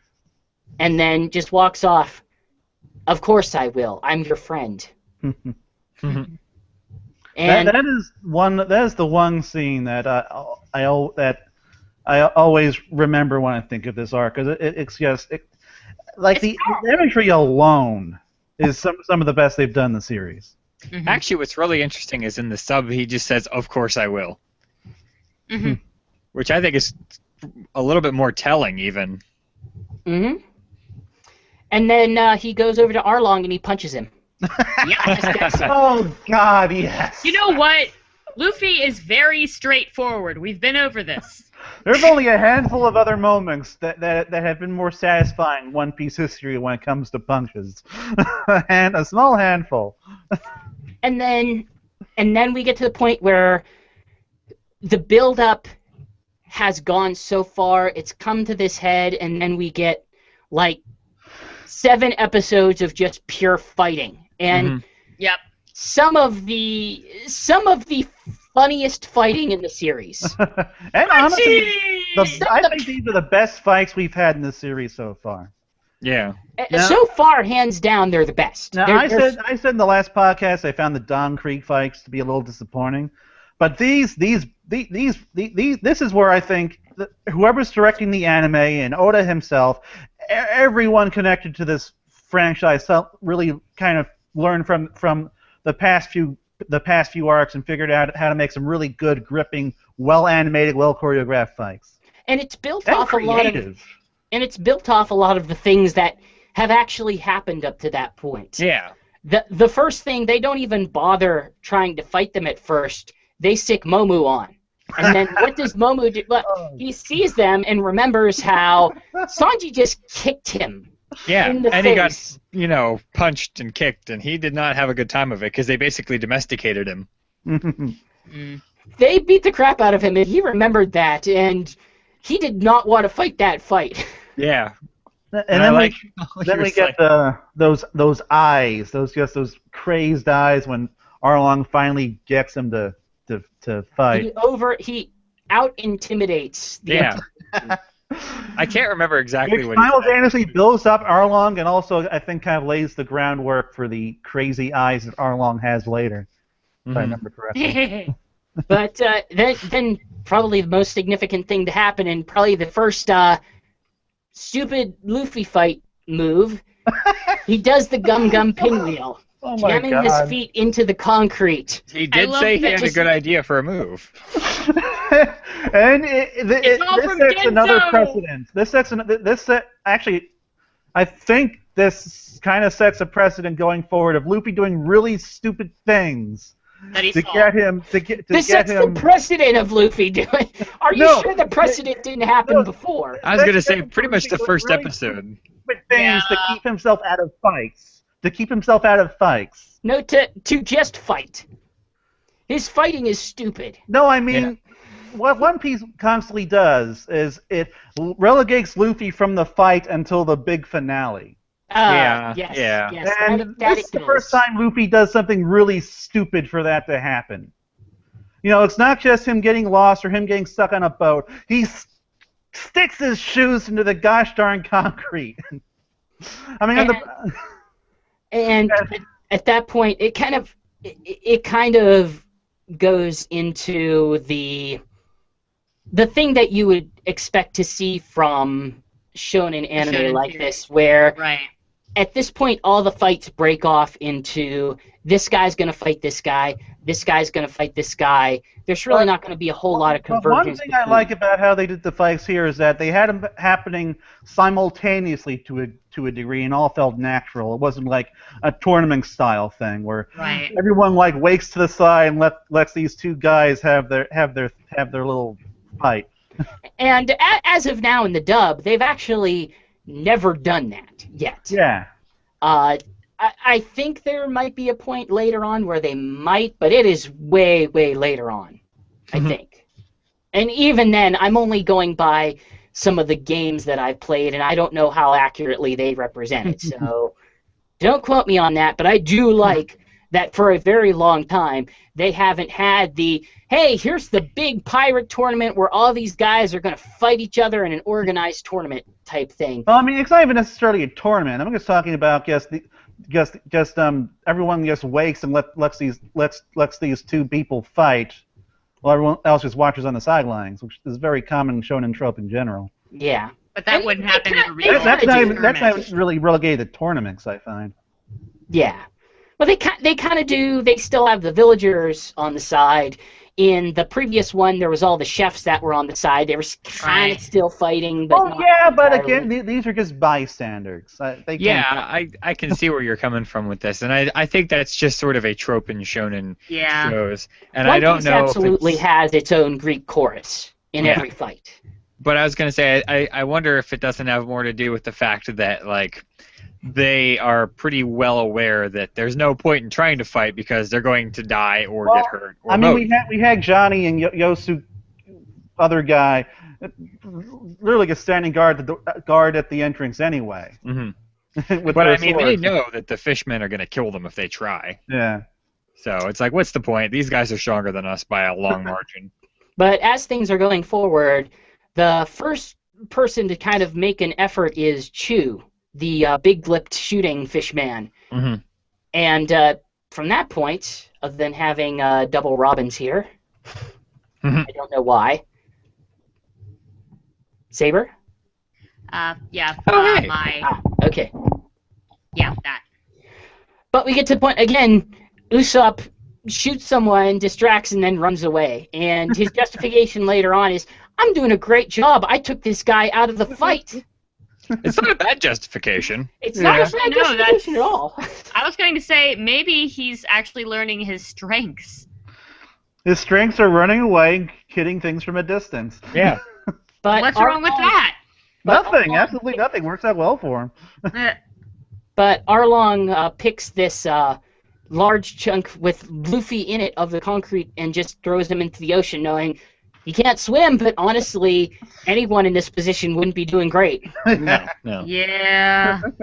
And then I do we- think it's kind of hilarious how the gum fruit, like, they can't even move their limbs.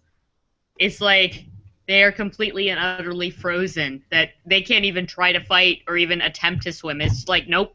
and Luffy specifically seems to have that effect more than others. whenever- Yeah, because I see others at least struggling. He's just like, nope. Maybe because he ate it when he was a child. Maybe because it's Luffy, and only cartoon physics apply to him. Now I'm Yeah. thinking of maybe it's Maybelline, maybe it's Luffy. Great. But the first major face-off we have is Zoro versus Hachan. Which- Again, it's a great fight. It's a great fight because it's the best fights in One Piece are whenever at least one character is ridiculous. Yes. And in this case, Zoro, Picks the Is most ridiculous the straight one man. against the most serious. but Hachan is just, even when Hachan's fighting, he's not like vicious. He's just kind of this weird, playful kind of like. Yeah. One of his moves is, I'm just gonna catch your swords with my 6 hands. He misses entirely, hurts himself. Yeah. That was pretty funny, actually. And the funniest moment being him getting his swords, trying to attack and be impressive, and then at that point Zoro's wounds he collapses. Yeah. And I kind of liked how it played a little bit into the fact that Zoro didn't have a lot of fight in him when he was fighting. Yeah. But the minute Hachan kind of described himself as a swordsman, if you think back, Zoro says, I will never lose to someone who calls themselves a swordsman again. Yeah. That once Hachan revealed himself, I'm a swordsman, I have a 6-sword style, that's when Zoro says, I have to.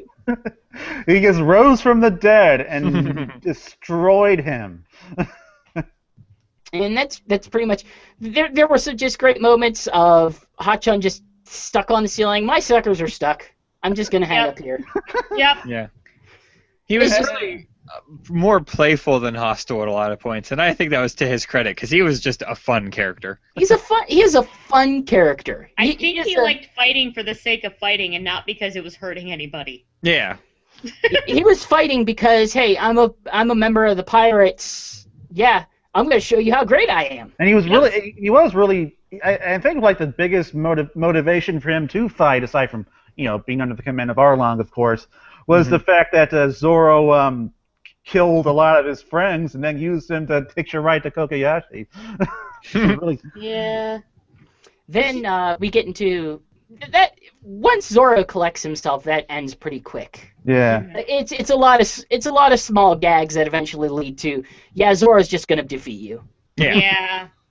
Then we get to the Sanji battle versus, and I always forget his name. Chu? No, Chu has the big lipped ones because he always says Oh Chu wait, whenever he does it. it was oh gosh darn, I just Karubi. had him up. Karubi. Cherubi. That sounds Ruby. right. But of course this is the matchup because they're both martial arts masters. Yeah. Because, yeah, of course Sanji's the martial arts master because cooking. Yeah.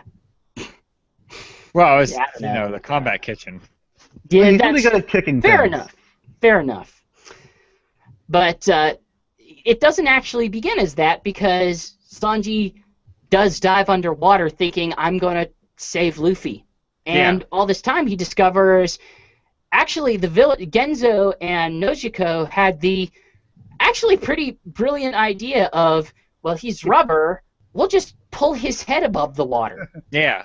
That- And I don't know why they didn't think of that sooner, because I think that was probably the one inspired notion that they had that basically saved Luffy's life. Well, remember, in all shonen, time is slowed to a crawl. Yeah. yeah. Like that probably happened in the span of 2 minutes or something. True, because he didn't drown. I hope so, because like he was underwater for at least like 15 minutes in anime time. Oh, it's longer than that. I've He said always at least. I've always kind of wanted to see what if you could what if you just put the show on a speed that reflected how it was being viewed. I get the feeling it'd be like you hit fast forward or something. Pretty much, yeah. On a VCR. You would, and then also have the picture-in-picture of what's going on at the same time. Oh my God! That's the thing I was thinking of, because I remember thinking that while Sanji was swimming underwater, all this Zoro stuff was going on, and it was kind of an interesting. I would have liked to have seen it, because there was this one point where he sent Sanji down, and he was like, "I have 30 seconds left before I won't be able to stand anymore, so get moving." Remember, though, at that point, he also said he was going to hurt Nami. So Sure. that's at least 5 more minutes of extra air right there. But it starts off as a pretty crazy fight. I know Kurumi has the weird kind of fighting style where one of his first moves is he actually grabs Sanji with his ponytails, and Kurumi definitely looks like this traditional Japanese martial artist or Chinese martial artist, Mhm. and he behaves like it with the kind of big crazy hair and basically the what I forget the name. He wears a gi, I think it is, right? Oh yeah. Basically, he looks like if Ryo from Street Fighter was a fish. That's about right. His name means black belt. Ah, well, there you go. Makes sense. Japanese in their puns. But the conclusion of that is kind of a great, brilliant conclusion in that he's sending him down to depths, and it's an attack that would make sense for a fishman to use against a human. That what if I just drastically increase the pressure on your body? Yeah, that was a really good plan, actually. I thought that it was going to be a lot more devastating than it ended up being, actually. Well, Sanji's still Sanji. The water's not deep enough for it to be any more devastating. I guess that's true. They're pretty close to the shore. And remember, he's a shonen hero, so Yeah. shonen hero don't bleed to death. If he They did that just- to Genzo and Genzo wasn't in one piece, then Genzo probably would have died. But then Sanji also gets the amazing, brilliant idea. Well, he's a fish, and he uses his lungs underwater, or he uses his gills underwater, and would use his lungs on land. He's using his gills right now. Those don't take air. Yeah. Yep. That was clever. Every time I'm watching this, because I have a very poor memory, so I don't remember a lot of these things. I'm always wondering, okay, how does he get through?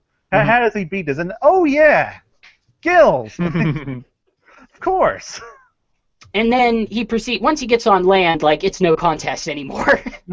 Sanji just kicks the crap out of it. Yeah. He's a fish out of water, you might say. You might say that, but then you would be lynched. Well, then it's a good thing I didn't say it. You kind of did. Do we have to lynch him now? Go away. We have this on a recording, you know. No, you don't. Shut up. And then Usopp fights are always the best fights. This is no exception. Yeah. And this is probably one of my favorite Usopp fights because it's just so fast. Usopp versus Chu. And Chu is kind of the sniper of Arlong's gang. True. Although he's far enough away from water at that point that he really can't take advantage of that. Well, I mean, the rice fields seem to work well enough for him. But just what happens in that fight, the fact that Usopp is such an amazing character to watch fight because he can't do things like Sanji just beating him up. Yeah. He can't be like Zoro and finding sudden energy to do all this stuff. But what he can do is he can instantly, in a matter of seconds, make a dozen fake versions of himself and have them pop up in the forest. He can strategize and create weaponry. And yeah.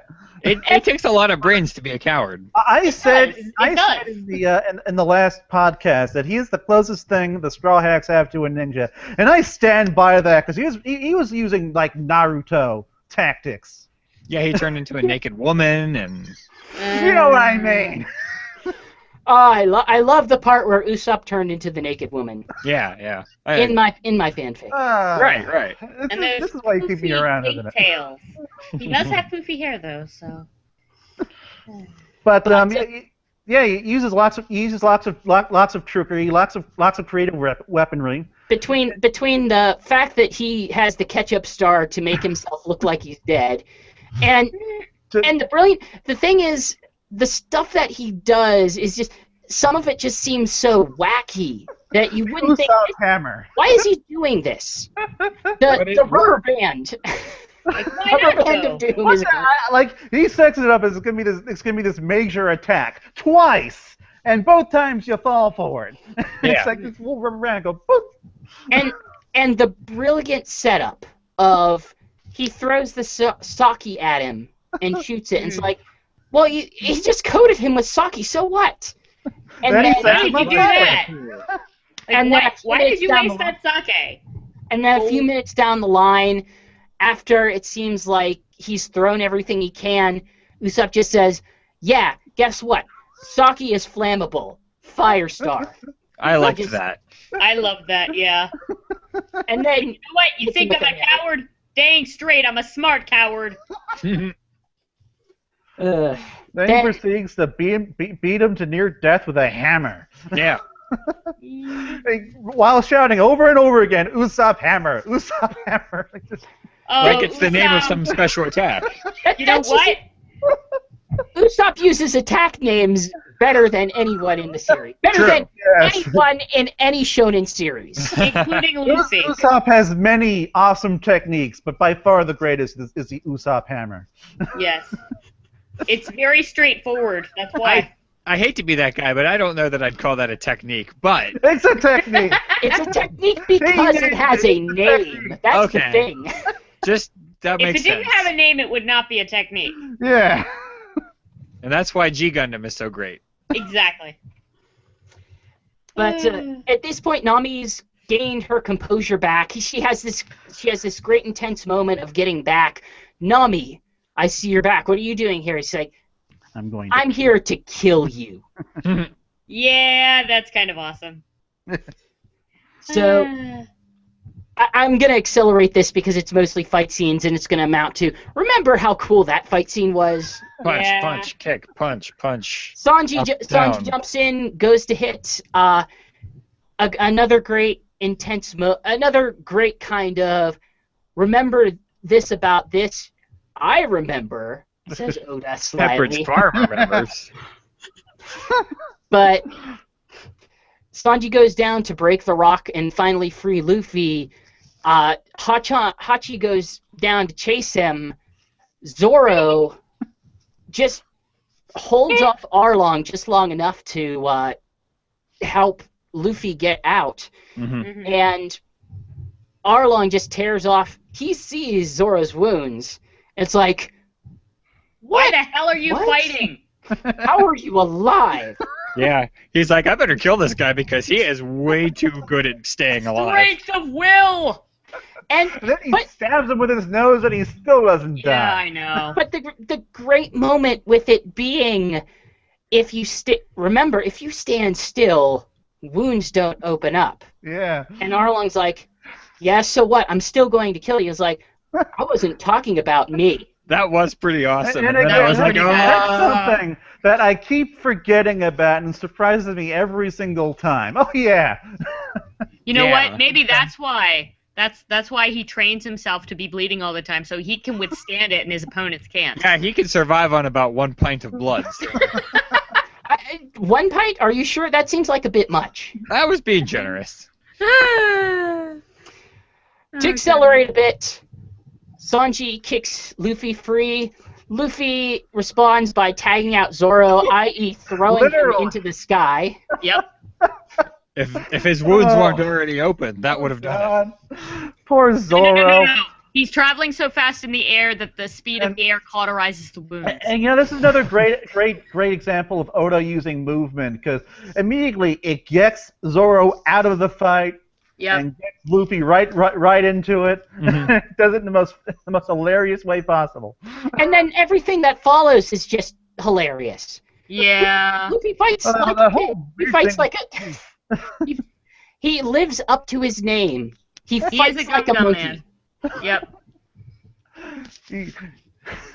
We got the great moments of Arlong just biting through the stone pillar. Everyone's impressed for a bit until Luffy says, "You know what? It's really stupid to bite through a pillar. That's not That impressive." makes your teeth. I love that. But then you have infinite shark teeth. Yeah.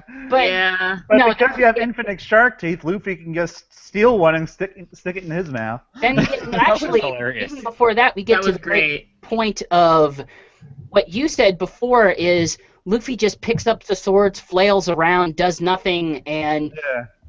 gets to the speech where I am not a swordsman. I am not a navigator. I can't Oh, do yeah. I would Yeah. be dead right now if not for my friends. And then Right. his response, Arlong's response is, well, then you're a burden to them. I don't see why they would hang around you. What purpose do you have? And Luffy, I can kick your ass. Yep.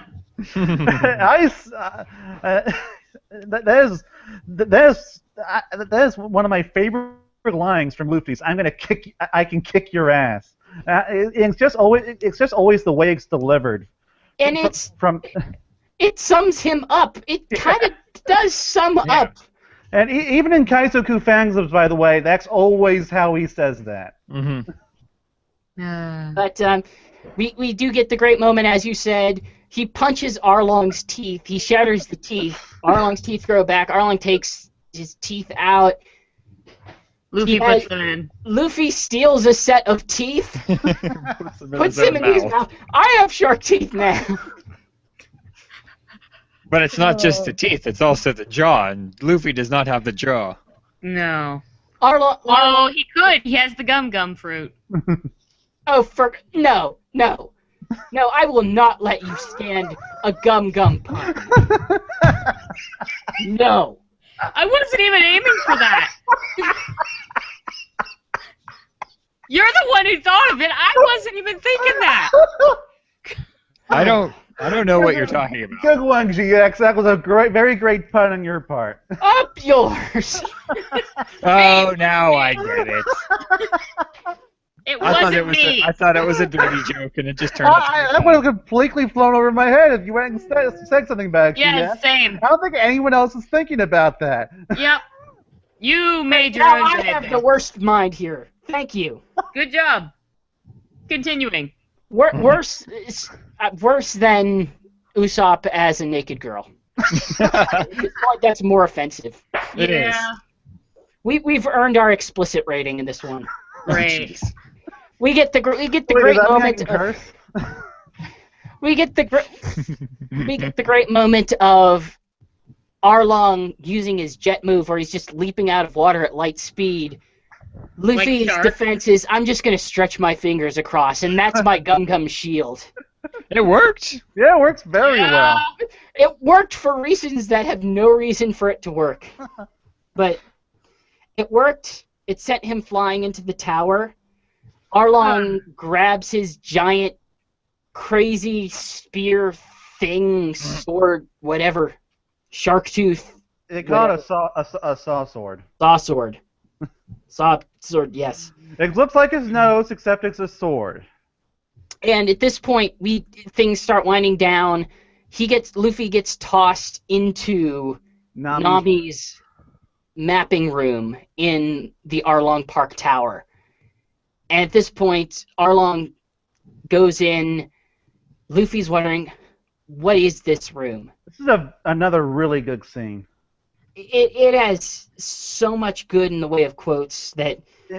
Because even though Luffy didn't hear a word of her backstory, just looking at the room, seeing the blood on the pen, seeing all these piles of papers tells him everything he needs to know about that room. Did the And pen what it actually means to have blood on it? I thought Yeah. that was a metaphor. Yeah, it did, yeah. He mentioned it. It was there. That's I thought he was speaking metaphorically at that point. No, there was No, actually it was- blood yeah. there. Unless you're watching the 4Kids dub. well, he kind of And watched it was this red on ink. his iPad today, iPhone today.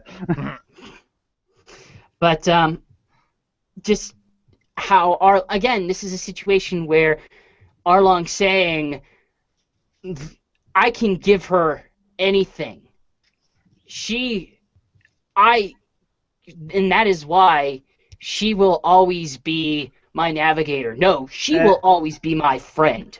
And this is what goes back. This also goes back to what Nami said to her mother about wishing she had been adopted by a rich family.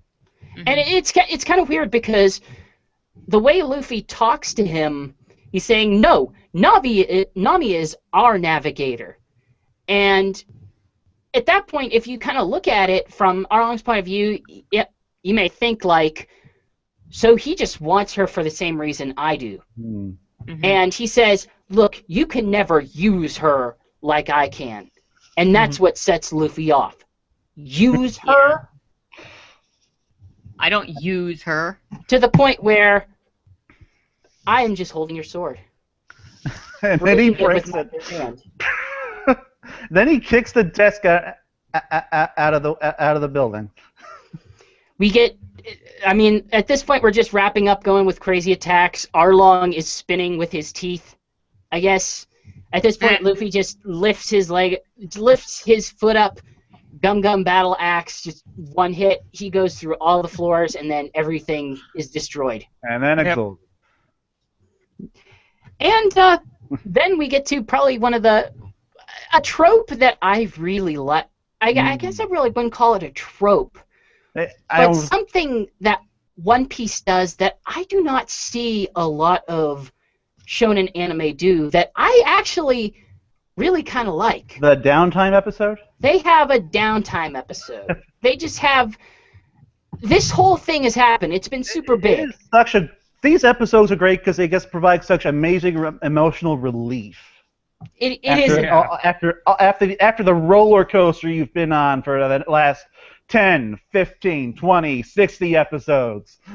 Especially this arc, which was quite an emotional roller coaster. Yeah. You just get to see... You ain't seen nothing yet, man.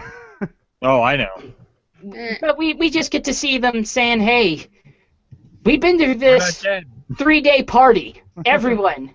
And then you get to have all the little moments of everyone just reflecting on what happened. We get to see Zoro actually getting medical attention.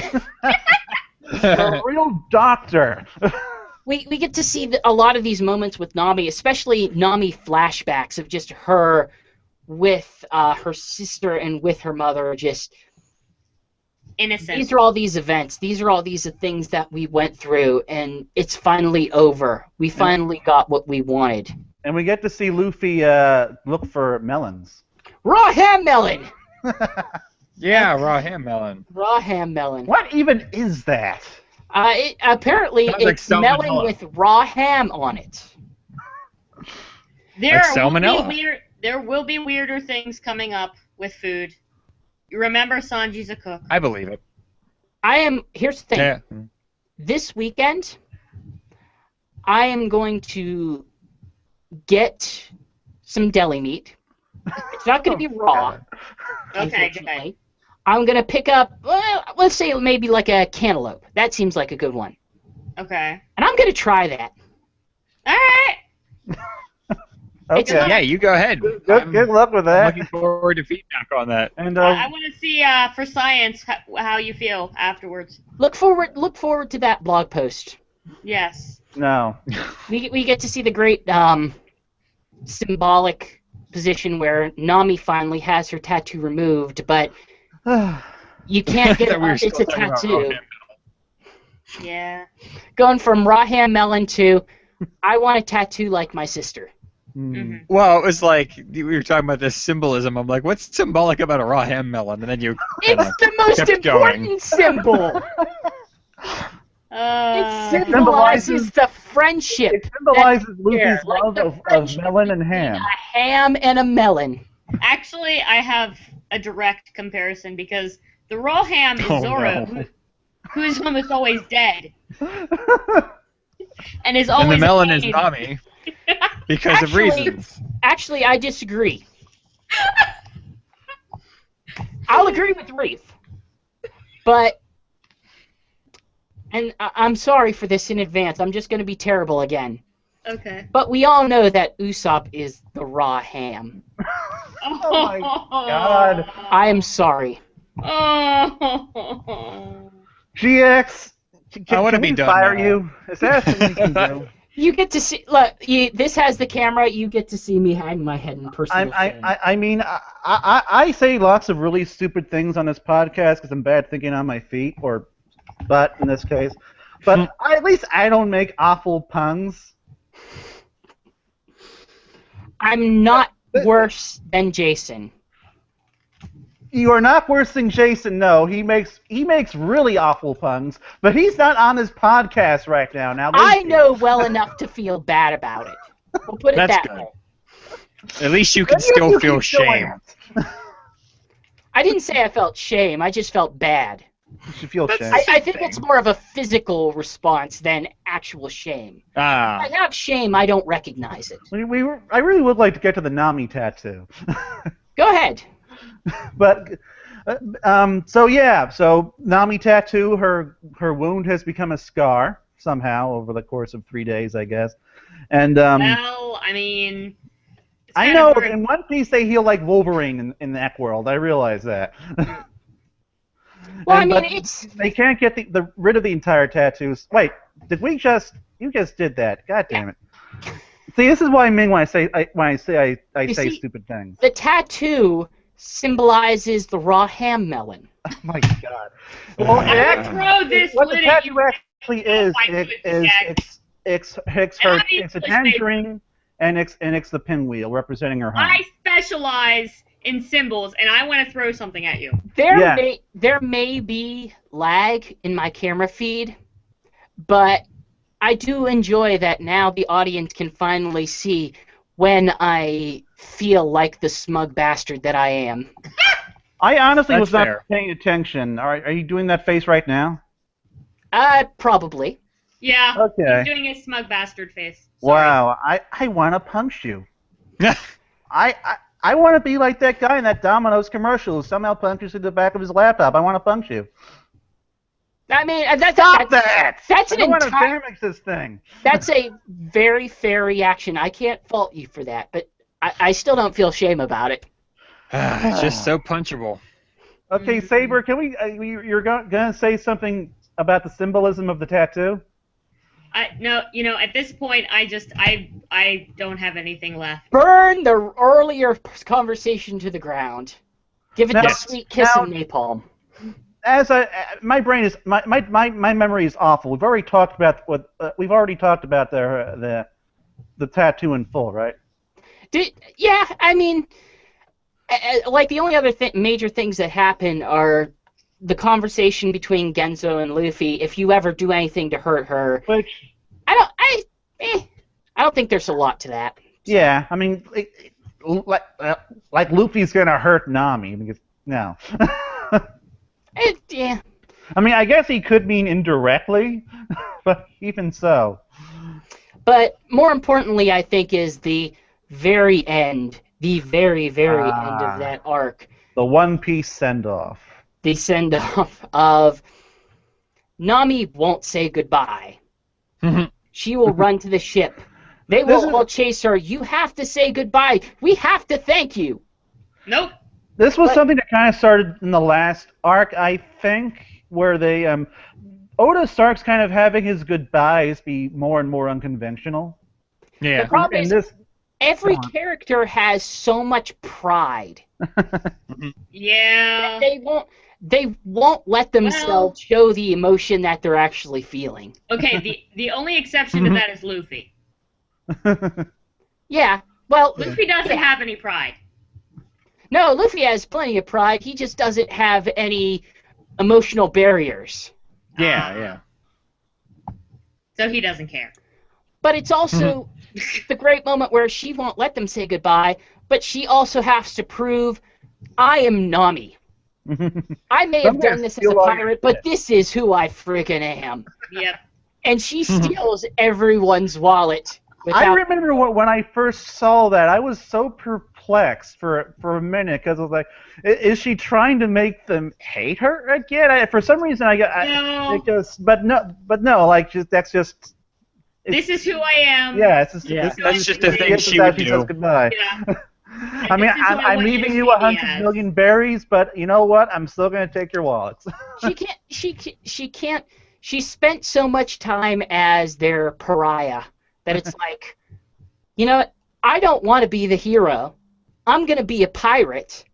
I don't necessarily know if Bellemere would approve of what I'm doing, but I don't care because I'm going to do it because this is part of my dream and who I am. Right. I feel like she would have approved in some sense. When she was kind of talking to...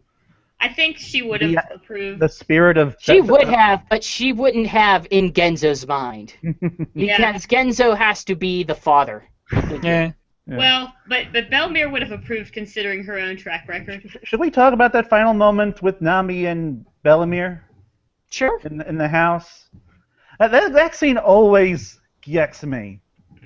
Especially at the end, because like she's talking to this sort of this idea of Bellemere. She's explaining herself. She's kind of saying her goodbyes essentially. Then, as she walks out the door, she gets this little push. And One Piece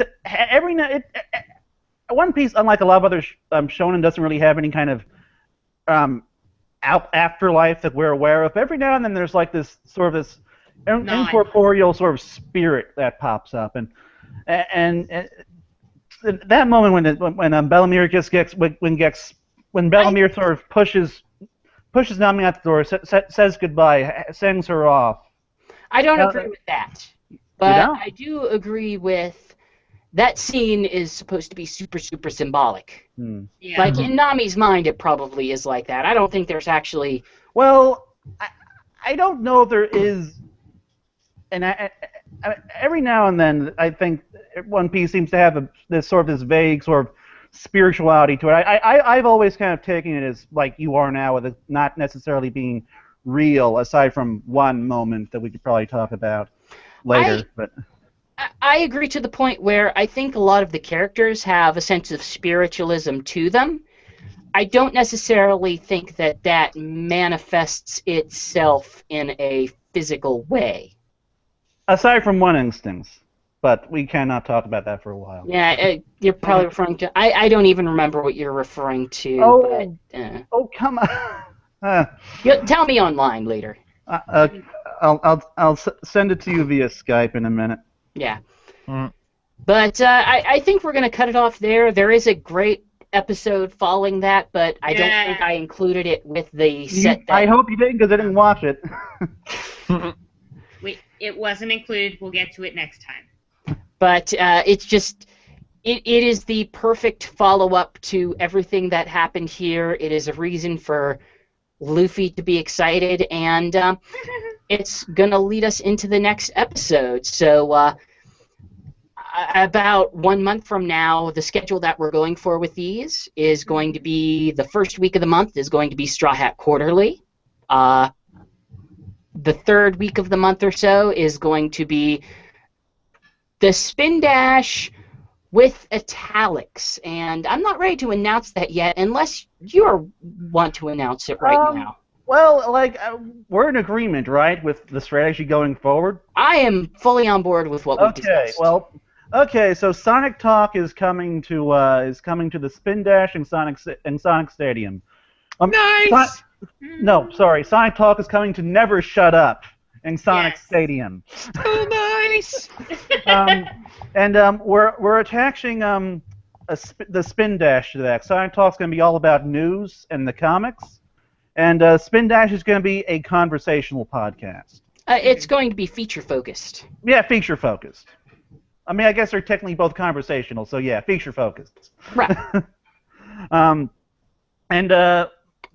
Ideally, I would like them both to be recorded the same night with the same people, but they'll be sort of two different shows run in two different ways. But I think we're still a little vague on that. We'll figure it out. Yeah, it will be determined. Ideally, that's what we'll do, so that the Spin Dash and Sonic Talk can be a monthly thing. And we're going to be sharing hosts, so you might be seeing Reef and Saber on Sonic Talk, and maybe Jason and I won't be on there every now and then. We'll see. My other question is, do you want to make the other announcement? The animation podcast announcement? Mm-hmm. I was thinking that we would do that. Yeah, the podcast, the animation, or podcast, the animated series. It's your podcast. You better know the name. I'm really excited about this. I kind of have two names for it in my head when it's covering anime and then when it's covering American cartoons. Anyway, so this is a podcast that I will be running. So as you can imagine, it's going to be horribly disorganized, and I'm going to constantly be losing my train of thought and everything. But don't worry, I'll be there to yell at you. Yeah, but we'll have GX to help me, to be my walking stick. The general idea is that we're going to talk about a series or a movie, and we're going to talk about cartoons. Yes.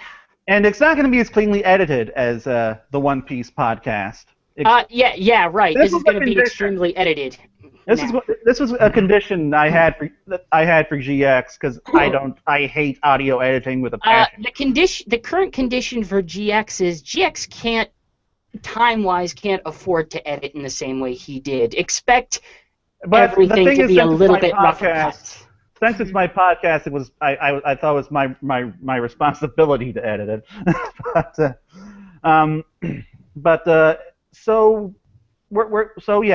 Very simple premise. We're just going to talk about some cartoons. We're going to talk about any kind of cartoon. We can talk about movies, American shows, Japanese shows. We can talk about this really awful Korean animated movie that Corey showed me last night. We can talk about Red versus Blue. Anything that requires a human hand to make a move, and is not predominantly live action. So we could almost talk about Avatar, but probably flipping people off is considered a cartoon. Nice. So yeah, it's going to be monthly. Hopefully, ideally it'll start soon.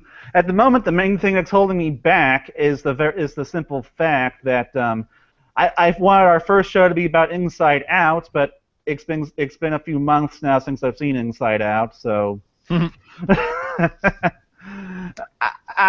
was a good movie, though. That was an amazing movie. Very good movie. Don't say good. It was freaking amazing. I have a proposition. Yes. I have a proposition.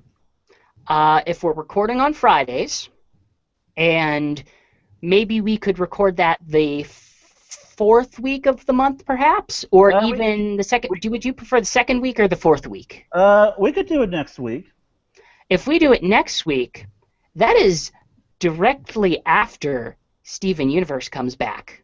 So you Whoa! the universe, huh? Is everyone all caught up on that? Yeah. I am, and I will be even more caught up on Thursday. Yeah. Ooh, Yeah. that's really tempting. That's a really good idea. I mean, originally I wanted to hold off on Steven Universe because it's so freaking amazing. I thought we'd cover some other things first, but no, the timing's too good for that. Oh, it's so good. Oh. So I think with that, we're going to sign off for the night. It is roasting in here. I am starving, and I'm going to go get some raw ham melon. Reed, Yeah. Saber, raw ham melon? Yes. No thanks. No. I'll just have And, some berries. Just me then? Just you and me, raw ham melon. Raw ham Nice. melon! And so are you guys going to be like eating it while you look at yourselves in web cameras or what? I mean, that's what we typically do. Not me. That's just our normal Saturday. So I don't have a webcam. Do you enjoy seeing Reef eat then? I don't Oh. have a webcam. I love watching Reef eat. That is my Saturday night. Well then. GX, can we fire you now? I would very much like to just terminate Can we your, fire you out of your your employment. And with that, peace out. Bye. Bye. And the closing music and... So, Are you guys ready? All right. Well, I stopped it. Should I keep recording? Oh, yes, keep recording. Keep Okay. recording, definitely. Oh wait, am I supposed to be saying things? You didn't say that. Okay. Hold on. My audio is not responding. You didn't say I'd have to say things for this. I thought it was just you. Okay, let's see. You're in the script. Okay, I hope I have my first line there. Okay. Well, Saber, if you can't, then I'll just pull it from the YouTube version. Okay. Sorry. Are you at least saving it? I mean, I was trying to save it. I hit stop, and now it's not responding. I unfortunately didn't get to Thank say God for this the during YouTube version. podcast. But when I talked about Luffy not featuring as heavily as he had in previous and future arcs, I was talking about screen time. Shut up. I was talking about screen time. Springtime? Screen! Oh, time. Screen time. I'm Screen sorry. time. I like in most of the other arcs, he's typically doing something that keeps him constantly in the picture. That's But in fair. this case, he was on a boat, and then he was kind of wandering around the island, and we didn't really see too much of that until the fight. Okay, good. It's saving. So give me 1 second here, and it's recording again. Mhm. I'm Awesome. ready whenever you guys are. Oh, hello, Rock Lee. You're a horrible character. Nobody likes you. Broccoli. I used that at one point. So, tell me, are you guys ready then? Yep. I guess. I as ready as I'm gonna be. Just be excited. Be excited Okay, and questioning and confused, because that's how Okay. these go. So this Oh, is how jeez. it ended. I don't even know the context of my line. All right. Come on. Okay, let's just wing gi- this. give me that one serious, and we can do more than one take. So this is how it ended. No, you haven't even done it yet. Ready? Yep. Next episode music begins. Hey, I recognize that nose, but who's the pretty girl? Wait, try that Who's a little the bit mysterious slower. Pretty girl. Okay. Hey, I recognize that nose, but who's the mysterious pretty girl? Whose nose do you despise? I specifically asked for non-smoking. So this is how it ended. No, this is how it began. What did? The thing with the 3 mops? No, the king. Elvis? Wait. Zoro isn't on the verge of death. What are we watching anymore? Next time on Straw Hat Quarterly, a flashy return. No, I need to do that one over. Next Yeah. time on Straw Hat Quarterly. No, I'm doing this terribly. Figures I'm the one screwed up. Next That's time good. on Straw Hat Quarterly, a flashy return, the smoke that protects Logstown. Ah, god dang it! I mean, to be fair, none of us were especially good. No, no. Boy, It's just you gave yourself the most I did difficult pretty line. well. Yeah, actually, you did. Right. Next time on Straw Hat Quarterly, a flashy return, the smoke that protects Logtown. I'm gonna be king of the podcasts. You should be more like, Is I'm that going to be king of Transformers? the podcasts. I should do that. I'm gonna be king of the podcasts. But I think that's the. I think we're doing a Transformers transition at that point. I don't know what's going on. That's Good enough. okay. It doesn't have to be good. In fact, it's probably better if it isn't. All So, by the way, right. is anybody on the live stream right now? Not a soul the whole time. Great. I'm not surprised. It'll go Well, we up. haven't it'll been go- around. You can edit so- out some of my more horrible moments and no one will ever know. Aside from you people, but I don't care. Actually, without overtime, I'm going back to my 4 10-hour days thing. So my goal this week is to, aside from doing editing, my goal is to get Straw Hat Quarterly its own spot on the website. Ah, yes. I need to make a logo and spot on the website for Podcast the Animated Series. Yes. And I want to make a more customized this thing. Like, So, Oh, I just used the generic YouTube one. I want to make a better one with like the Never Shop or whatever logo, or maybe something that goes around the side. Yeah, It's yeah. better. so thing, regarding the podcast the animated series, obviously I know GX has watched all of Steven Universe, but what about you two, Saber and Reef? We've watched. I've watched it at least 2 or 3 times. Yeah. Reef The whole- has the whole been thing? about as religious as I have. Yeah, Okay, I've watched good. it at least 2 or 3 times myself. So we got our first animation podcast. good. I can't take it. Mm. Rock Lee loves Steven Universe. He does. It makes him happy. Steven Universe is one of my favorite things on television. It's one of the It best things is. on television. Yes, Well- yes, it is. I know I'm definitely going to have some series to talk about. I finished all of Danny Phantom recently, so I should go back and watch that. I watched it I should watch here and there that when it was too. on TV. I watched it casually. I liked it, but I Yeah. just never got into it in the same way I got into Avatar. I'm trying to think what else I had recently watched. Batman, the animated series. I Oh, gotta talk yeah, about yeah. that. I watched. I think that's a must. I watched Defenders of Universe last night. At least the first 15 minutes. It was horrible. What is that? It is this really. Well, no, really don't. Save it. Save it. But I can't watch it if I don't know what it aren't is. we? Well, you don't need to Yes. watch it. I mean, we're gonna bring our own stuff to the table here too. Yes, that's the Well, plan. yeah, but I mean, if we're gonna do an episode about it, then shouldn't I have watched it? Well, when we get to that point, I guess. I don't know. At this point, I think what we kind of agreed on is we'll have some time where we're talking about the own stuff we're watching, that we're just watching, Yeah. and then the stuff Ah. that we all decided to watch together. Oh, I actually, see. they want me to hold off on it. Okay. Yes. Though, Oh boy. at that point, I'll probably want to talk about something else. So we'll see, I guess. It'll be a week. Are you really going to watch a whole bunch of other cartoons in a week? Honestly, I mean, like I watched Toonami on Saturday nights and doing a marathon in Mexico and Hakshin, so maybe. Mm-hmm. Well, it is late and I'm hungry and I am very, very hot, so No, you're not. Ah, burn. Literally. okay, it is very late.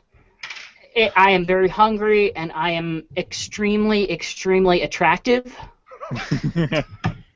You see, I don't go back on it. I double down.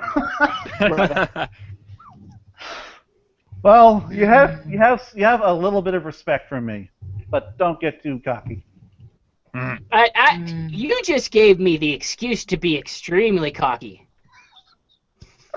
Anyhow, I'm gonna stop this now. Yes, It please. is best if we go our, maybe not our separate ways, but our text version ways. Yeah. Okay. I gotta stop. reevaluate how I do this podcast. I like to write up notes or something.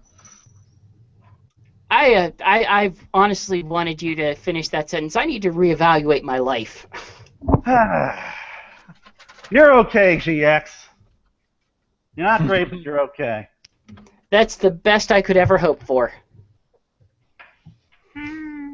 Okay. Yeah. Stop. Make sure to save and. All right, yeah, but better save. Peace out, guys. Good night. Bye. Bye.